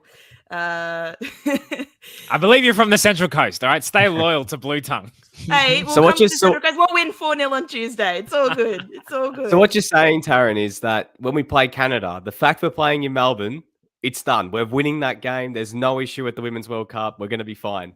There's no need to analyze further. There's no need to think about it any more than that. That's it. That's it. We're winning the group. We're winning the World Cup. It's fantastic. For people who have been fans of the Matildas for a long time in Melbourne, it feels, really frustrating. And I'm sure there'll be people from other states being like, "Oh, Melbourne's, you're not that far away. It's not that annoying." But it does feel like we've been left in the dark the last few years. And it was. To be fair, the Victorian government's busy literally underwriting a different sport. Yeah, I'm not trying to be fair. I'm trying to be parochial and annoyed. So, no, it was a fantastic atmosphere. I think so many people who've become fans of the team in the last few years, this is their first opportunity to see the team live. So I think that's a fantastic thing always. Yeah, I mean, it does feel like Matilda's brand is still strong, despite we like the last year. There's not been good results, not been good performances, and that can really start to take its toll. But it does still feel like there is a strong core, support for this team. Debana? Taryn, I was just going to ask, what are you hoping to see on Tuesday night? Obviously, up in Gosford against Thailand. Are you hoping to see, I guess, more of the same in terms of structure, but maybe some new faces as well integrated into the team for that game? Yeah, exactly that. I hope that we stick with the same or similar structure. I imagine there'll be some rotation, particularly, like we might see McNamara play. We might see some others. Alex Chidiac, of course, unfortunately picked up an injury. We don't know how serious that is, but Melbourne victory in the mud. But we'll see how that goes. But yeah, I imagine that we'll see different personnel. But I do hope that we continue along this path because I think it's the right path, and I think we're seeing results based on that. Lockie? Yeah, I mean, Taryn or Teo, feel free to answer. But the 4-4-2, that sort of switch did, I think, make a huge difference to the flow of the game. It brought the best out in forward for sure. I guess my question or my lingering concern is does that change in formation? Does it translate to a game where we don't take the first significant chance that we have? Is it an approach that's suited to say a situation where we're maybe chasing a game, or will there be a different approach? Is this something we can carry through and it can be an all-weather solution rather than when we're have the lead already? I found Ford's answers both in the post-game interview on 10 and in the press conference quite frustrating. Harps asked her a great tactical question, and then Grace asked her the same question reworded. And both times, Caitlin Ford's answer was, yeah, I just needed an off-season. Actually talk about the football, please. It was just a killer, because what it allows is for everyone who would rather just talk about, women's football, they don't get an off-season. They can go and obfuscate and, talk about an issue that's not really relevant to what was pretty apparent in front of our eyes, which is an incredibly stubborn tactical team with a head coach who prides himself on delegating and not taking responsibility, delegating to someone new. The team has 3 wins from 3 since Jens Fjellstrom came in. Simple as that. Tony G had abdicated his position. He is a mouthpiece. He is Jurgen Klinsmann, and he has finally found his Yogi Low. He's finally found someone who can do it. And so, yes, he can keep charming people and he can keep winning the press conferences. But if your headline takeaway out of this is Tony G, football brain, then God help you, because it's really about who he is. It's who he's delegating to. Previously, he was delegating to people who couldn't get it done. Now he's delegating to people who can. And I think bravo, because they recognized the change and we didn't get stuck with a stubborn coach who was going to go down with his ship. He's recognized his limitations, and now he's brought in Fjellstrom to save not just him, but the entire program. Well done. All right. Taryn, anything further to add on to the Matildas? Not really, except to say that it was fun. It was unexpected and the fun. surprise in your voice. The same thing with me at the Sydney Derby. I mean, we all watched the Euros semi. Sweden are a mentally weak team. Did we see the jog that they barely raised tracking back for Caitlin Ford's second goal? Yeah. I mean, They could not give a shit. But they were mentally Sweden, done. there should be some serious... I mean, Sweden can blame jet lag. They can blame flying to the other side of the world. I'm sure there are a whole bunch of players in their squad who knew they were being flown to Australia to not play, which may, given it was only a one-game series, which may not have created the best team environment. But seriously, they were atrocious in the Euros semis. They beat the USA, and then they go and do this against us. I mean, we showed that basically, like England, when a team is there to be beaten, we can put the hammer down and properly beat them, and that's an incredibly good sign. All right. Taryn, look, would you like to stick around to talk about the Socceroos World Cup squad, or would you like to farewell us on this Sunday evening? I can stick around largely because I Let's just have do the it. pleasure of viewing with my own eyes the person who is going to get us out of the group. So, all right, here we go. Okay, all right. So let's get on to the Socceroos World Cup squad that was announced this week. Just before we go on to the squad, what did you guys think of the fact that, in some countries they do a very public announcement on public TV and this was kind of just announced via, social media, and then there was a press conference that was, only available to the press, basically. What did you guys think of that? Do you think that this should be more of an event and more of an announcement and more of a spectacle? What did you guys think?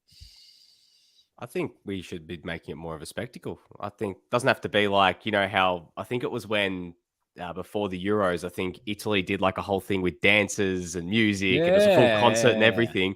We don't need that level of like, just over the top, entertainment side of things. But I think like something that, everyone can watch, like whether it was just the press conference being available for everyone to watch, whether you just, because I think there have been a lot of people who were curious about, well, the obvious elephants in the room when it came to certain selections, hearing Graham Arnold go in depth about why he picked certain players and, just talk a little bit about the squad itself. I think that could have been something that would have been nice to see. Like, I think that it was for the, was it for the Japan and Saudi Arabia qualifiers where it was public? I think there's been quite a few where it used to be like on Facebook Live or something like that. I think it should be on there. Like that for me should be a no-brainer. So I thought that was a little bit disappointing that we weren't able to all be involved and be able, whether it was just to listen in. I don't think it would have been a chance to, have questions from the audience, but to have something like, basically just being able to hear him, straight away answer those questions and go from there. All right. Well, it wasn't announced. I don't know why. It might have been a logistical thing, but let's kind of just go through this in kind of 4 stages. Let's start with the goalkeepers, which is probably kind of the most controversial thing to come out of it. Matt Ryan, Andrew Redmayne, and Danny Vukovic were selected. Obviously, Mitch Langerak was the big omission. None of us really kind of saw that coming. I think, talking in our preview pieces and who's going to make it, I don't think anyone kind of had Mitch Langerak to miss out. In fact, from all accounts, Mitch Langerak was, the kind of, he thought when he got the call that he was being told apparently to like start the game or something. And then, that he's like, I'm going to start against France. So he assumed he was in. So very strange moment. Do any of you guys think it was the right call to omit Mitch Langerak? Not after watching the first 30 minutes of the Mariners game. I mean, yeah. And, do you reckon Vukovic was a bit in his head this week? Because he, copped a lot of criticism on his own social media pages. There were people saying, it's a boys' club and da-da-da. And the reason that was given was because, it was interesting. Even Arnie's explanation was he goes, I'm not a goalkeeping expert. But John Crawley says, that these guys should be the ones. Is interesting. And also, does it even matter? Because some people say, well, it's a second choice goalkeeper. It doesn't matter. I would have started Langerak against France. That's my big takeaway. It does matter. It does matter, Nick. And the reason why it matters is because, look, there are a lot of really good elements about this squad. There are a lot of really, really exciting things that we will talk about, and they should be the focus, but they're not. And the reason it's important is because we had a manager who went out and publicly said that playing regular match minutes, regardless of where it is going to be one of, if not the most important criteria of getting selected for this national team.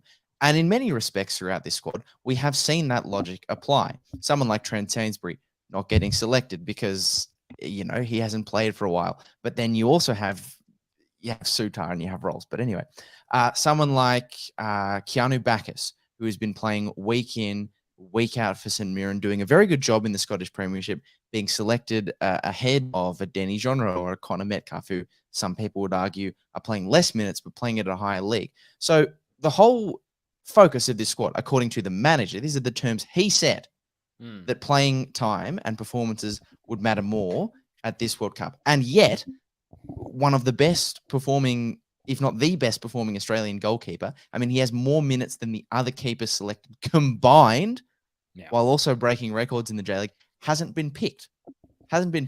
And then somehow that decision has been framed as a goalkeeping coach's decision. It's not a goalkeeping coach's decision.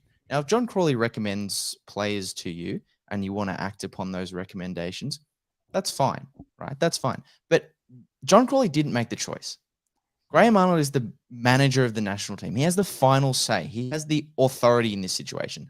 John Crawley can make you a recommendation. You can act on it, but you've made the choice to act on it. So you have to defend your actions. And I don't think it was like an antagonistic, like enemy media coming after the national team to ask about Langerak. It's a fair and reasonable question to ask why one of our best performing Australians abroad is not in the squad that's supposed to comprise of the 26 best Australians. I really like Matt Ryan, in terms of as a person, and I think he's had some really good games for Australia over the years. But just looking at his form at club level, just looking at compared to Mitch Langerak, and I spoke this week, obviously, to Mark Bosnich, who I'm quite close with because I obviously work with him at Stan. And, I was asking him, like, who do you think, like, in terms of keepers, who is the better one? And he said to me, he thinks Mitch Langerak is better in terms of shot stopping. But Matt Ryan is better in terms of playing with his feet and help, distribution and helping the team play out. Against France, how much are we actually going to be doing that? How much is it more that, the goalkeeper is just going to cop about 15 shots and we need to have him have the game of his life? So that was kind of why I was thinking that Langerak might even be with a good shout to start against France. It is interesting, that he's gone with it. I did assume Redmayne was going to go, even though Redmayne hasn't been in amazing form this season, just because he's the hero. He's the reason that we got there in the end. I thought he deserved a reward for that. And I always thought kind of Arnie was going to do that. But Vukovic, who has been a great keeper over the years and had a really good career, and, today aside, I just was a little surprised. I was very surprised that he got in. I think a lot of people. Does anyone think it was the right call? No. Okay, maybe that says it all. Let's move on to the defenders. Now, here all kind of made sense. There's a couple of players, Harry Suter coming back from injury. There's the hope that he will be ready for the first game. He was rested by Stoke overnight, so there's a little bit over that. But Debano, what did you make of the defenders? And I guess kind of the name that stuck out to me most was Joel King. Yeah, in terms of the centre backs, I mean, we didn't really have much of a choice. Like when it came to the logic of, top quality play, our best centre backs playing regularly for one reason or another, especially due to injury. When it came to Kai Rolls and Harry Suter, if they're fit, they have to go because, unfortunately, the position the Socceroos are in right now, we aren't blessed with a deep pool of centre backs that are playing at a high level overseas. So for me, Suter and Rolls were always going to go. It was just a matter of who were going to fill those other spots. I like the Thomas Deng selection because of his versatility. He can play at right back. He can play centre back. Obviously, he is probably the fifth centre back in the pecking order behind as well Deganek and Bailey Wright. But I think there's, for me personally, no complaints because, Trent Sainsbury just hasn't been playing well enough to warrant selection. And hasn't been playing enough in Qatar either to warrant selection. So it was a big call from Arnie for more than one reason, whether it came down to Sainsbury's status in the squad, but also, Sainsbury's status in the Arnold family, that, he had to make a decision like that. But in terms of the fullbacks, I mean, Nate Atkinson and Fran Karacic, that's expected. I know Lockie sort of flew the flag for Ryan Strain, someone who might have been able to go, but I think, the writing was on the wall given Karacic and Atkinson had gotten those opportunities. And as is Beige, and Joel King is surprising. I mean, Beige, not so much, but Joel King, I think especially, like not playing much in Denmark, to use that logic of minutes.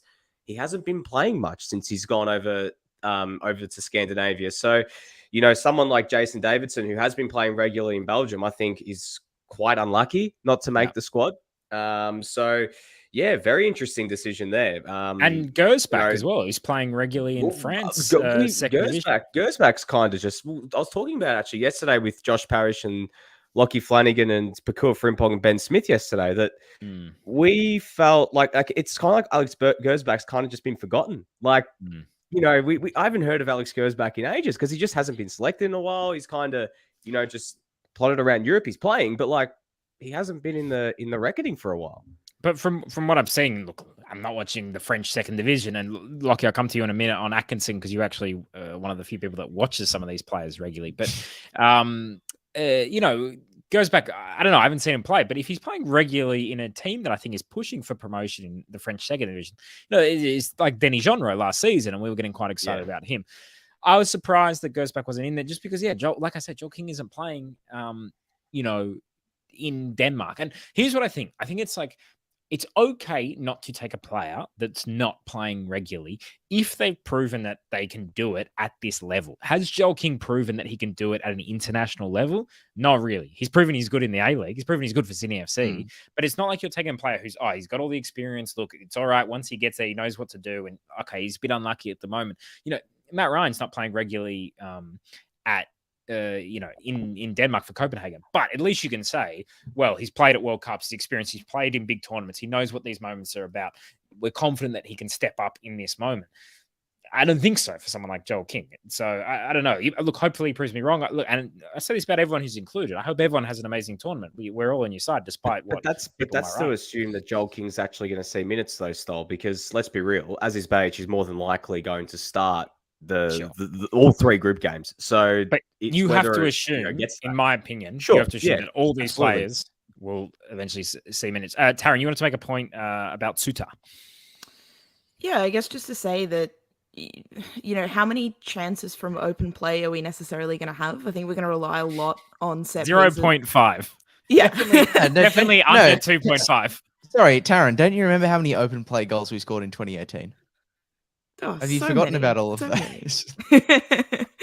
But I do think that Harry Suter coming in, maybe not fully fit, maybe, or just coming back off that injury with not a lot of match time, a consideration for that has to be set pieces and his threat in the air, because it's not just his ability as a centre back. How many goals are we actually going to score from open play if we can, sort of smash and grab a set piece goal with Big Harry's head? That depends on Qual's minutes. Spoken like a true football manager nerd, just knows the value of set pieces and how important they can be and how many goals a season they can get you. Lockie, tell us about Atkinson, because you've actually watching this season. He recently scored in the UEFA Conference League and watched that exclusively live on the Stan Sport. But look, I have not been the kindest to Scottish football on this podcast, and there's quite a few players from Scottish football in that. But tell us, Atkinson, how's he going at the moment?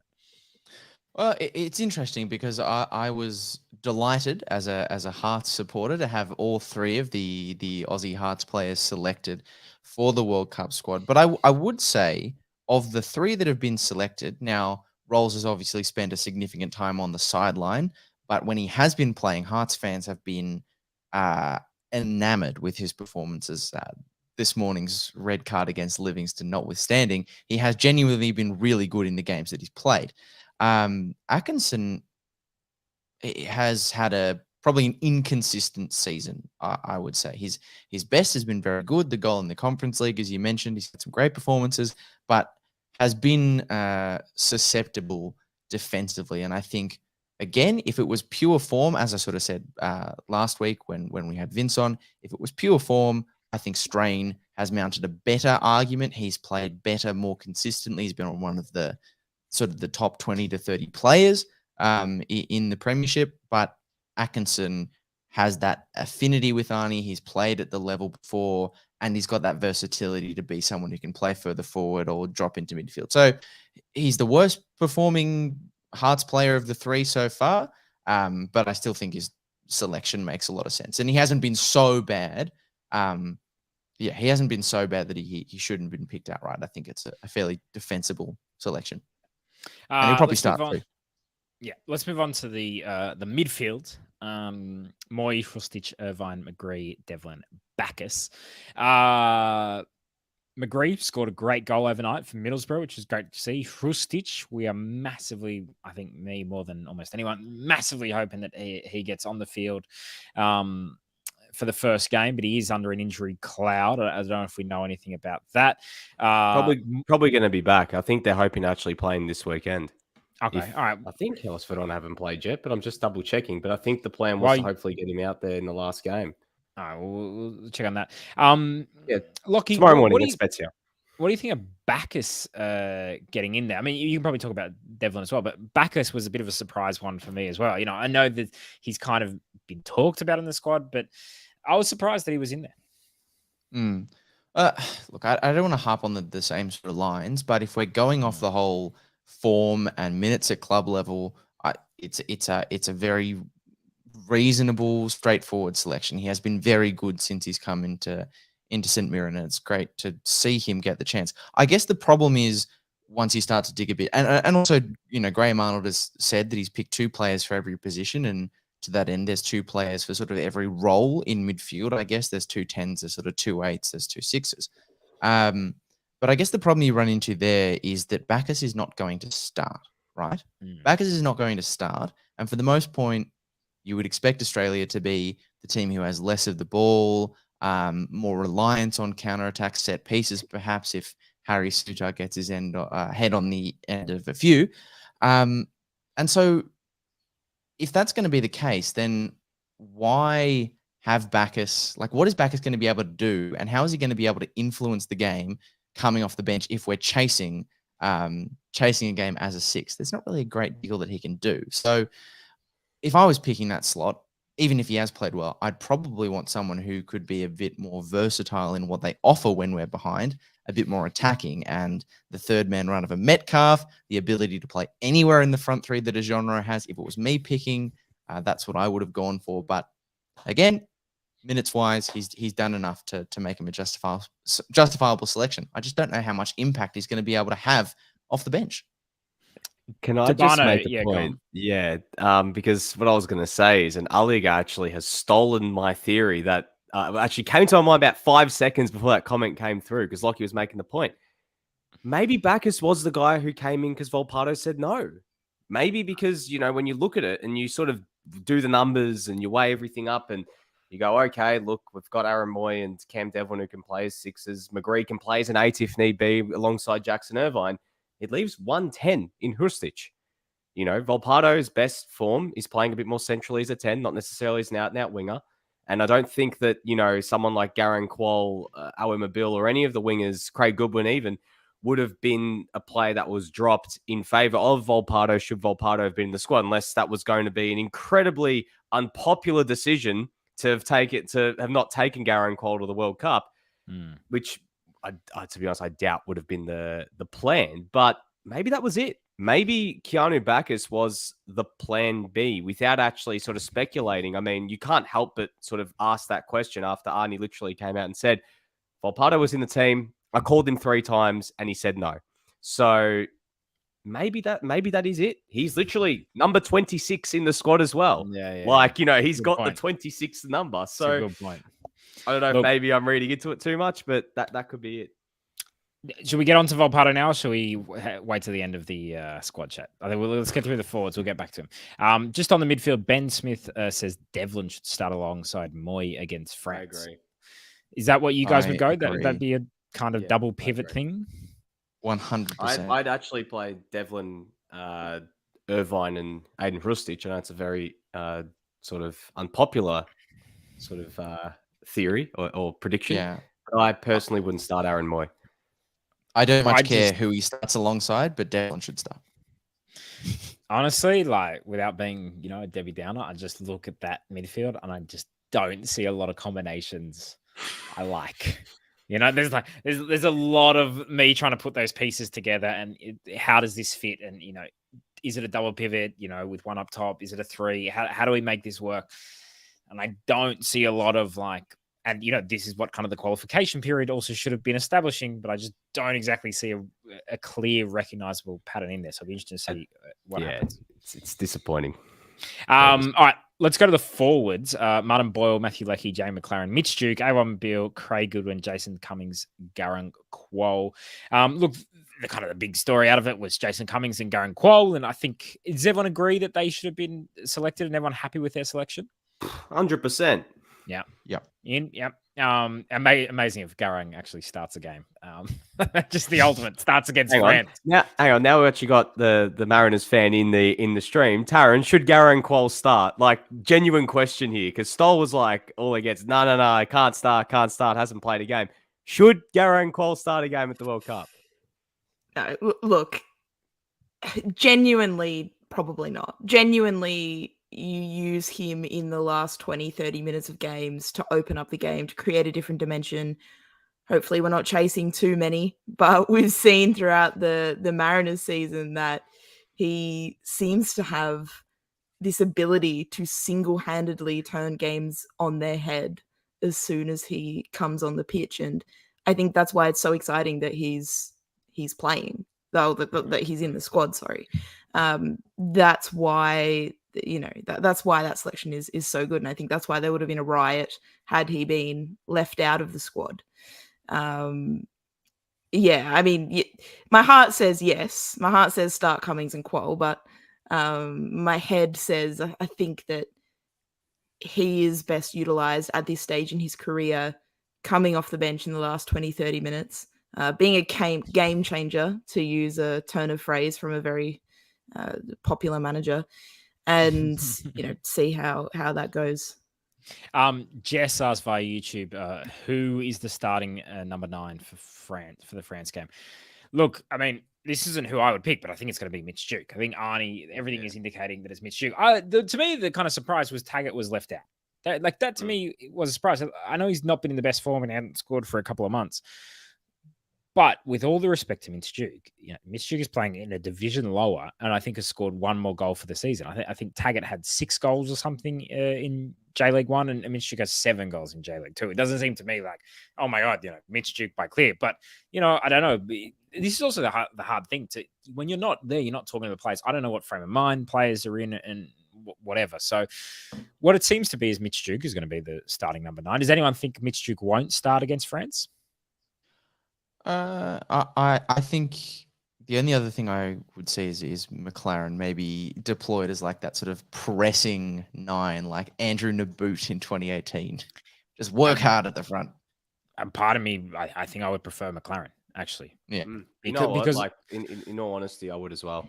Because also, I mean, the thing is, you assume that France will play a high line and that our only chances will be on the counter attack. And from what I've seen from Mitch Duke is wonderful in the air. And if we can swing crosses into Duke, that's going to be the strength. But are we even going to be able to get up the pitch to get those crosses in? And what will also be interesting is if Craig Goodwin starts, because you talk about, one of Craig Goodwin's strengths, if he's playing wide, look, he's not strong on the dribble, but he can cross the ball. He can get that service into, whether it's Ibasuki or it's Duke. So maybe be interesting to see if, that's what Arnie's thinking. If it's all right, let's get Duke there, target man, let's get some crosses into him. And then, is A1 Mobile the winger that you go to? Hasn't been playing at all for Cardiff, and when he has not been good. He went viral this week because he did the Ronaldo celebration at the Bernabeu, but that wasn't because he scored a goal. That was because he was doing a warm down or something for players who hadn't played minutes. So not the ideal kind of preparation, but how do you guys see us kind of lining up in that first game, kind of front 3 wise? Go ahead, DeBonnet. More than likely Boyle and Leckie on the wings and Mitch Duke leading the line. I think that's, if it's not one of Boyle or Leckie, I think the first cab off the rank would be Owen Mobile. But I think Boyle and Leckie, based on form and minutes, they will be the starting wingers and Mitch Duke through the middle. I tell you what, I wouldn't mind seeing Cummings, honestly. Same here. All right. Look, I think we can leave it there. Any final thoughts on the? Should we talk about Volpato rejecting the call up? I think so. All right. Here we go. Let's go through it. Let's try and get quick on it. Volpato, I mean, to me, I think good for him. Reject the call up. That's fine. No problem. See you later. Good luck. I hope you have a great career for Italy. But I also don't think that you can come and play for Australia anymore. I mean, I think we are giving you the opportunity to play in a World Cup. It's not like we're just saying, hey, just come because we want to cap you and and then you're ours. And it's not one of those places. We actually want you in a World Cup. I don't know what Arnie's saying. I don't know how that's been communicated. I don't know how that situation has been handled. But personally, I think if you get the offer to play in a World Cup for Australia or for any country, that's really it, my friend. I don't think it's fair to say, we can't play. He can't play for Australia again. I don't think that's fair at all, because I think the kid's 18, right? Like, this is a big bloody decision to make. I know it's going to a World Cup, but there's a lot of different factors to this. And if he wants to chance himself to play for Italy, where there's a lot more weight that comes with playing for Italy, I mean, that's an extra. A lot less World Cups, though. Well, no, that's not going to be the case in 2026, mate. But the thing is, if they get to the World Cup, there's a better chance of winning the World Cup. Let's put that absolutely bluntly and brutally. Him being an Italian international adds another $20 million to his price tag. Him being an Italian international is good for his commercial interests. Good for him. His potential. Yeah, go for it. What I'm saying is, even if it doesn't work out for him from an Italy sense, Australia is not in the place to say no to him if he turns around and says, I want to play for the Socceroos. We don't know for sure that maybe he said, I don't want to play for them ever. He's just said, right now, for me, in my own decision, personally, I don't want to have to make a decision that right now is going to lock me into anything. As of right now, in November 2022, at 18 years old, it's a big bloody decision to make. Hell, when I was 18 and I was thinking about which university I was going to go to, I was worried about that sort of stuff and big decisions. It's in my day. So he's 18, but he's shown the maturity to go over to Italy, another country. You know. Yeah, well, he got rejected by the system. Style. I understand. I understand. He had to chance himself with that. I understand, but he showed the maturity to go to another country where he is, while he's, from there in terms of, his heritage, he did grow up there. He doesn't know well. He showed the maturity to go over there. He's shown the maturity to break through at Roma, and he's shown the maturity, that he's now starting games. So he's so mature that he's done all this with his life, but then, oh, no, he's so young. We can't, ask this of him because he's so young and it's 18 and da-da-da. Man, people make decisions at 18. All right. Yeah, but this is something that's going to lock you in for the rest of your life. If you're torn on it, and that's fine. If he's torn on it, then let him be torn on it. He can make this decision whenever he wants. If he doesn't want to go to the World Cup and he wants to chance himself to play for Italy, I think he has every right to. To me, and if people are going to be pissed off about it, you know what? It's stiff because at the end of the day, right? Like he wasn't part of the qualification campaign. We're talking about minutes and rewarding minutes. There were players who played more. I know he has had a really good run recently and he's playing for Roma and good luck to him. It's great to see. But if he wants to chance himself, let him bloody chance himself. Like, we have time here, guys. I've said this since day one. Like, we don't need to worry. We've got time. Like, Italy could have picked him for the November friendlies. They didn't. They picked the 16-year-old who's played one game ahead of him as well. He got picked for the under-21s. He accepted that call. That's not going to change anything. There's a lot more moving factors to this, and us to completely put the black line through him and say, "Nah, we don't want him." I don't think that's very fair, because we were the ones that said no to him originally. Our clubs said no to him. Hang on. We were the ones that said no to him.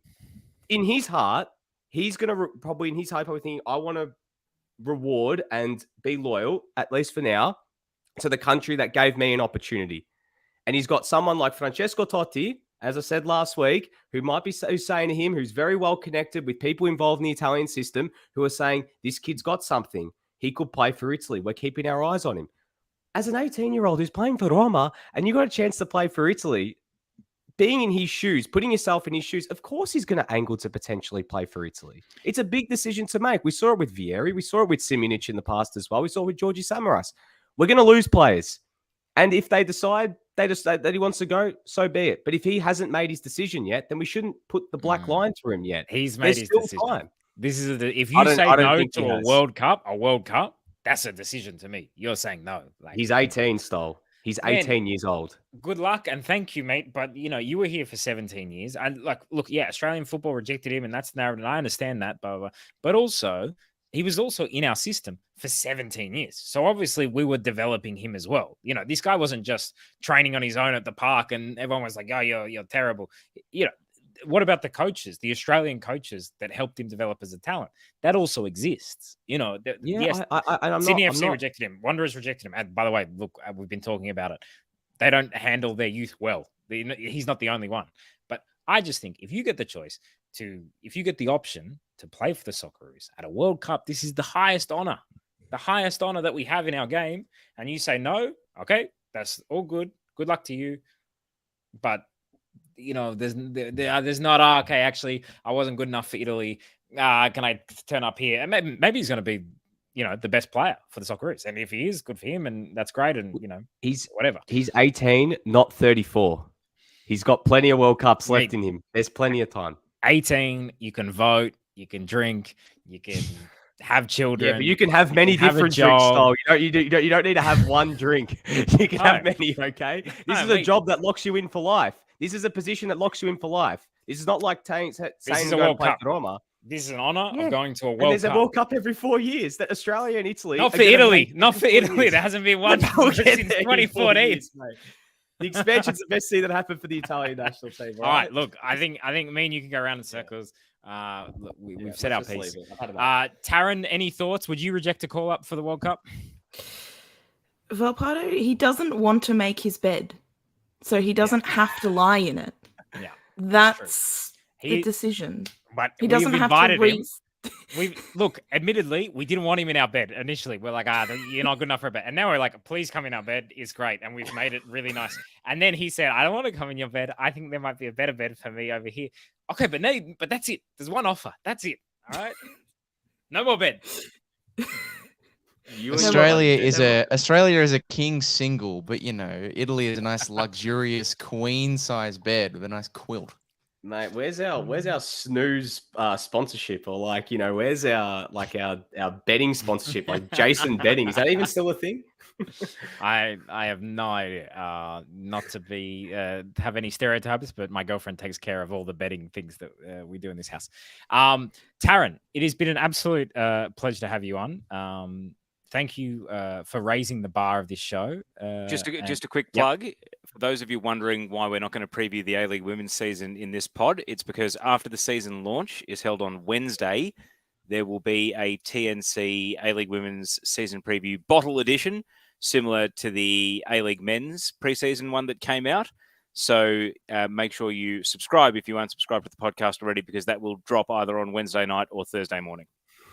Absolutely. Check it out. Taryn, thanks so much for coming on, and we'll speak to you soon. Always a pleasure. Speak then. All right. Look, before we go in this espresso edition, I am noticing a little bit tepid, this coffee, just a little bit. Yeah, we're almost done, Style. We're almost done, mate. We're almost done. Look, most of the time we start at 7:30. Now we're finishing at 7:30. This is incredible. This is great. Got the whole evening ahead of us. That's right.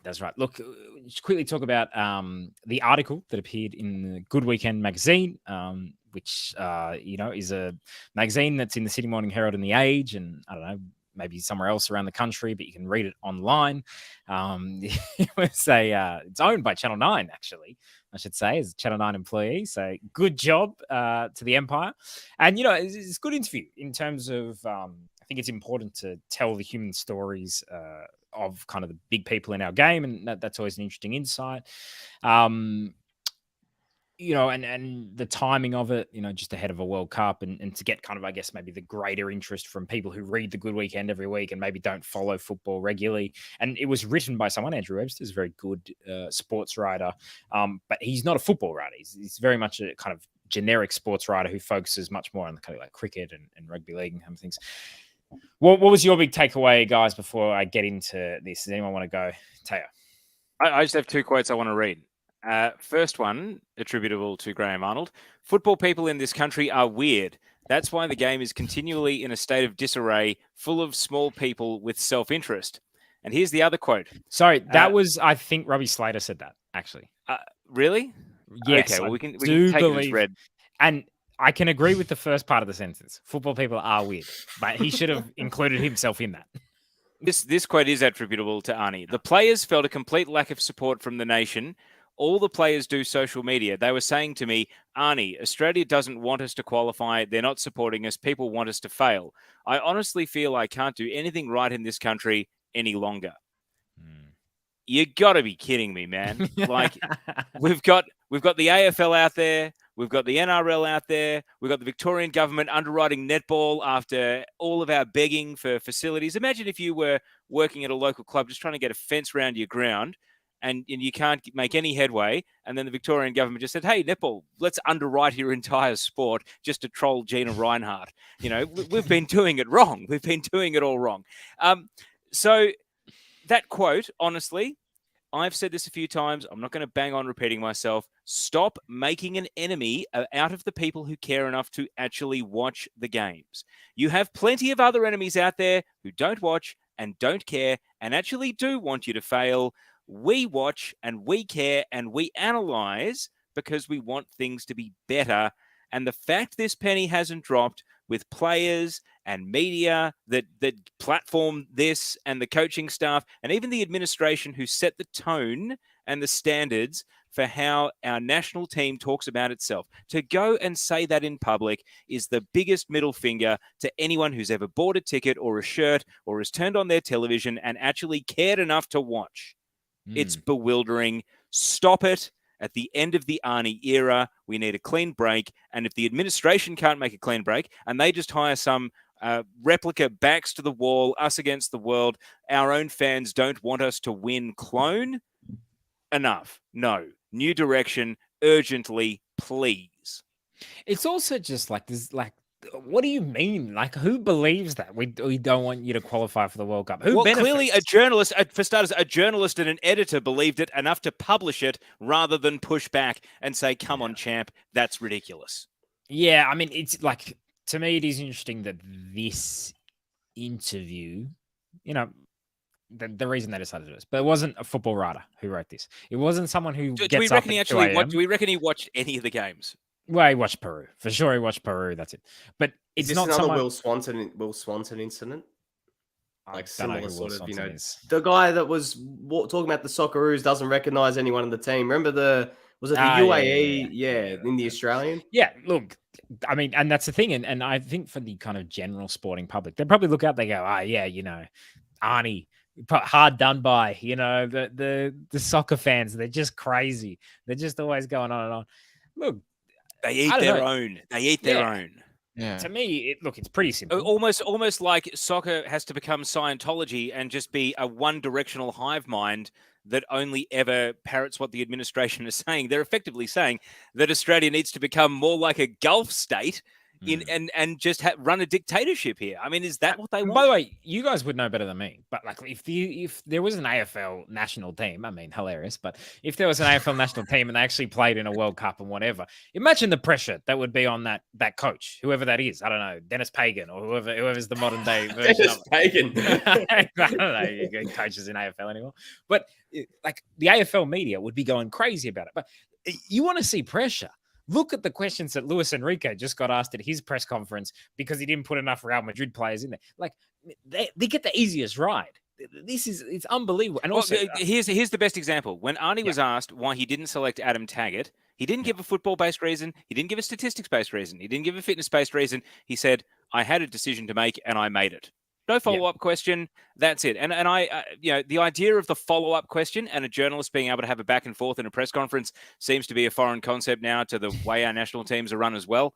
So, it's only being a non-football following journalist who works for a major publication and can have a sit down. That's your avenue into the national team. And yet that is what they were giving to the public with that level of access. One thing I thought was very funny was the quote, coaching the Socceroos is a thankless task. And it's like, well, it's pretty well paid. That's the first one. Like, I wouldn't mind maybe not getting a thank you if I got that kind of salary. That's the first one. I mean, that's the other thing. Most of these players have earned more money in the last 12 months than I've earned in 17 years in the workforce. Exactly, I mean, the scrutiny comes with the territory.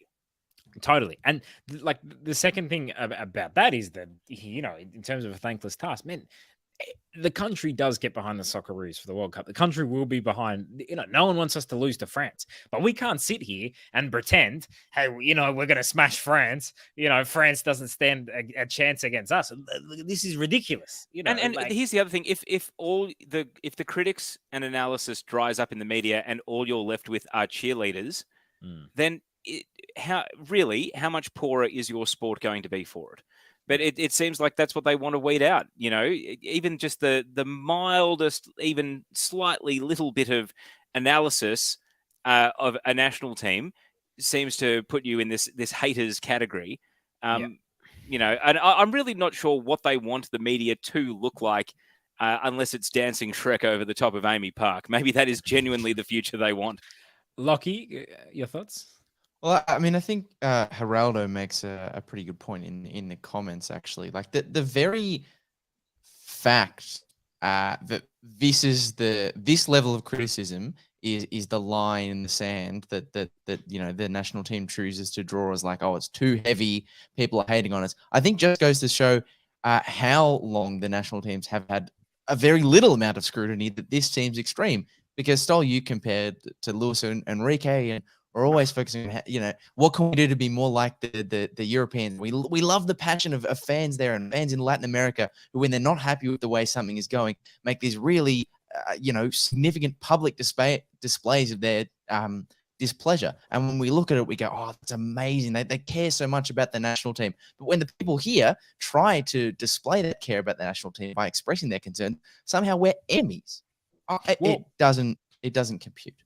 Just to show you, and look, I think the piece is not a criticism of Andrew Webster in terms of, like, you know, it's a well-written piece and but it's interesting to talk about, like, this criticism angle, because they were talking about Mark Bosnich came out and criticized him, you know, and, you know, he's an ex-teammate of Arnie and he should know better. And there was, I think, Robbie Slater's quote says, he should know better and it was personal and it's wrong and And it's like, well, hold on a second. You guys were ex-colleagues of Ange Postecoglou, who you hounded back in 2017. You know, that was Robbie Slater's thing. Second of all, you know, I know Bozza well. This guy, he doesn't have grudges against it. He just calls it as he sees it. And we all saw after the Japan game that this was absolutely heading towards a disaster. And we thought we were going to miss the World Cup because we played terribly against Japan. And to not criticize would have been wrong. And can you remember some of the criticism actually that came out from some other pundits? Jamie McLaren, when's he getting married? What's going on with that? That was some of the, you know, analysis that we were worrying about. This is ridiculous.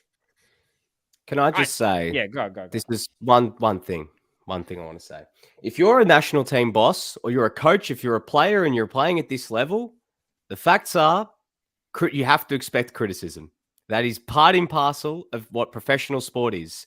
And if you can't handle the criticism, then what else is there to really say about that? Like, you're going to get praise, you're going to get criticism when it's there, when it's warranted.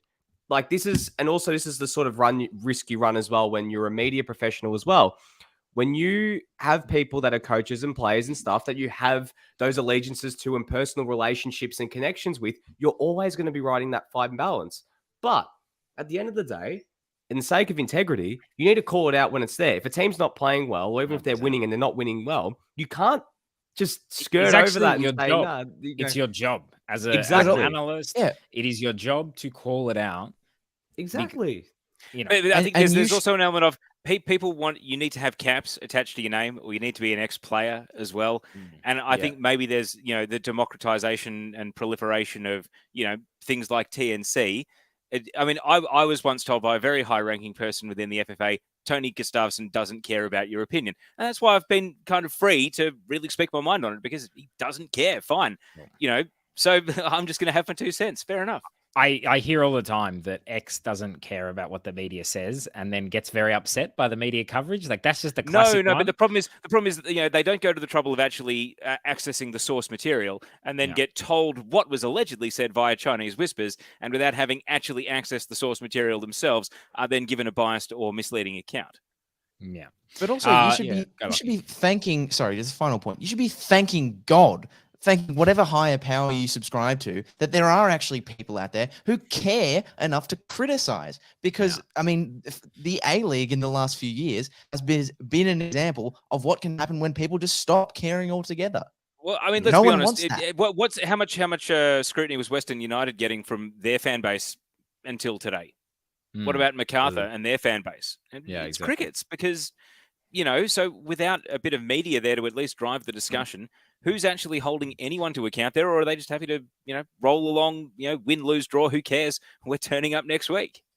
Exactly. And just one small thing, Terry, you mentioned the thing about source material and how sometimes something that one person says then gets rolled in, and then it takes everyone in the media and it becomes, you all said it. You all wrote this person off. You all did that.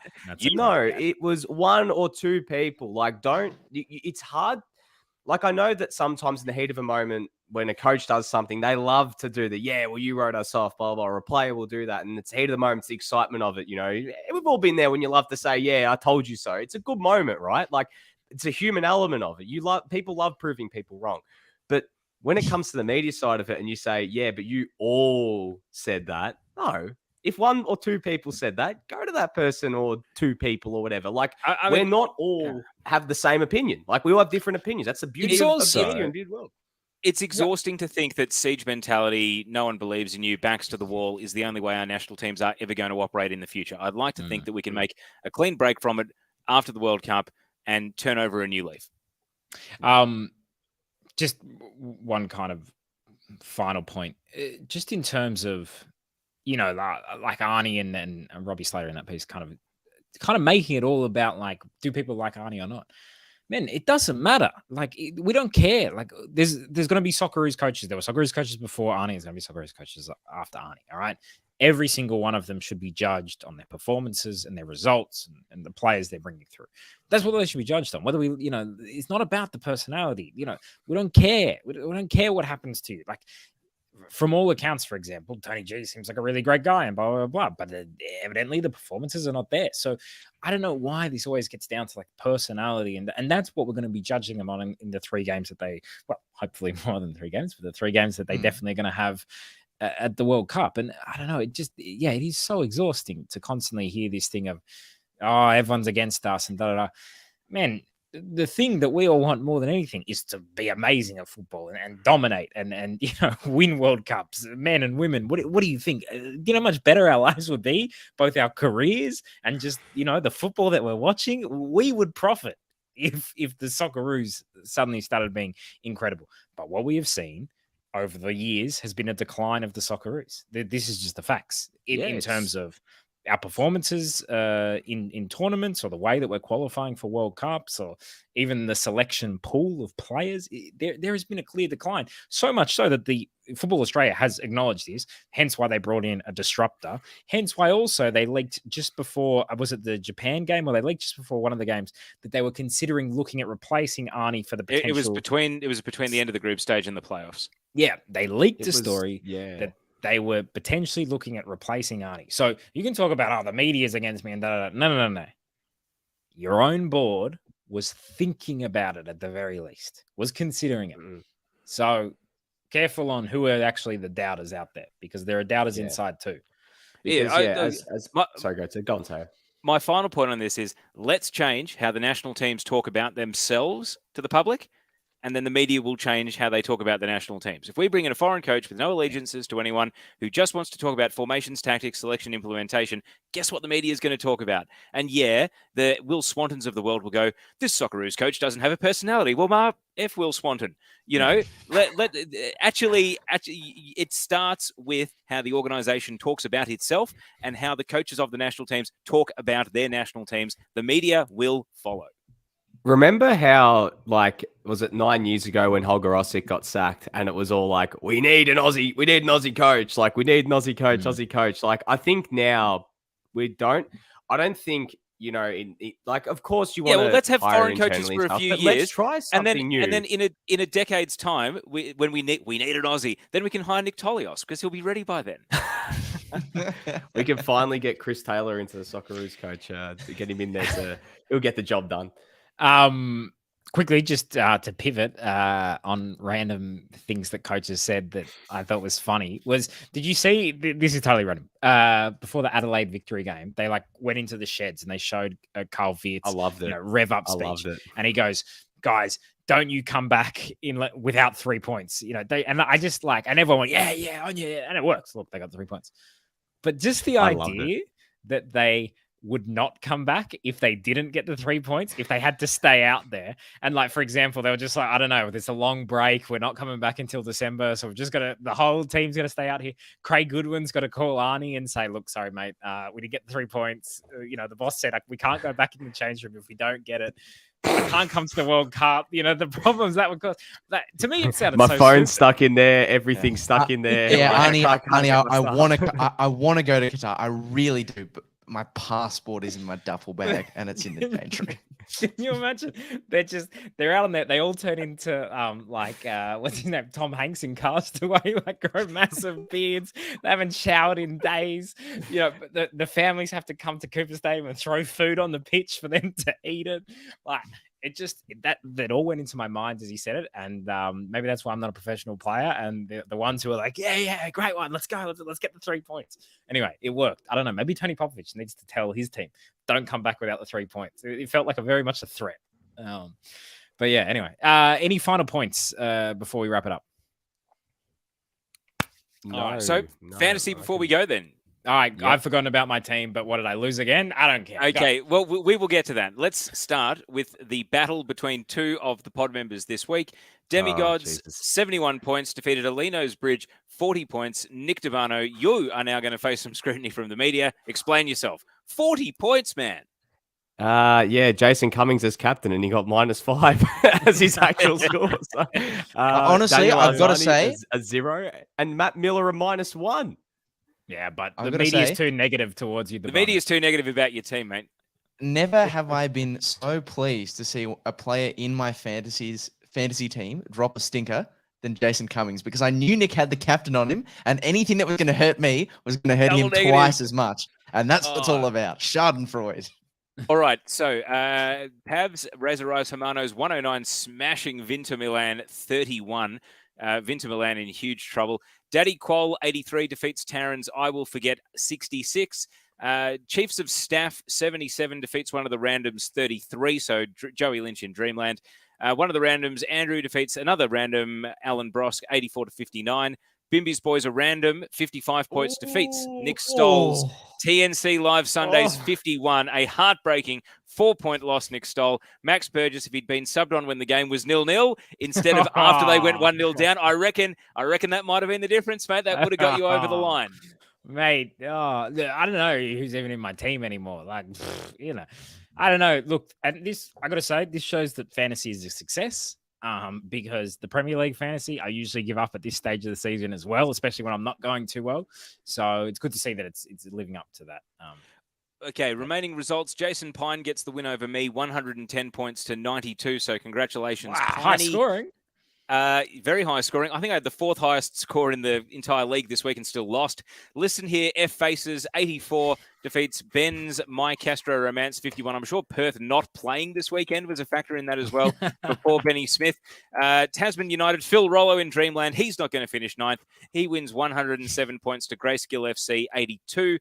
And then FC Smooth Brain in the match of the round, Josh Parrish ekes out a 1-point win, perhaps with a kick after the siren, to defeat Anna Harrington's name redacted team, 64 points to 63. So Josh Parrish in Dreamland.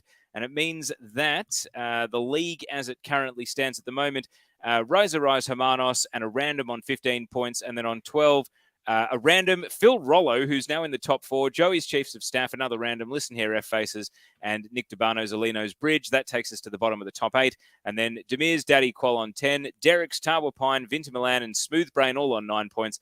I'm on 6, along with Taryn, Greyskill, and Anna, and also Lockie. My Castro Romance on 1 point, and TNC Live Sundays remains at the foot of the table on 0 points.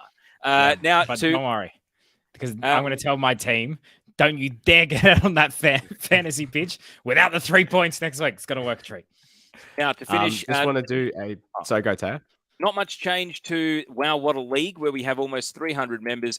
Clarkie's 11 remains top on 698. Yengi Bus, Reese on 665.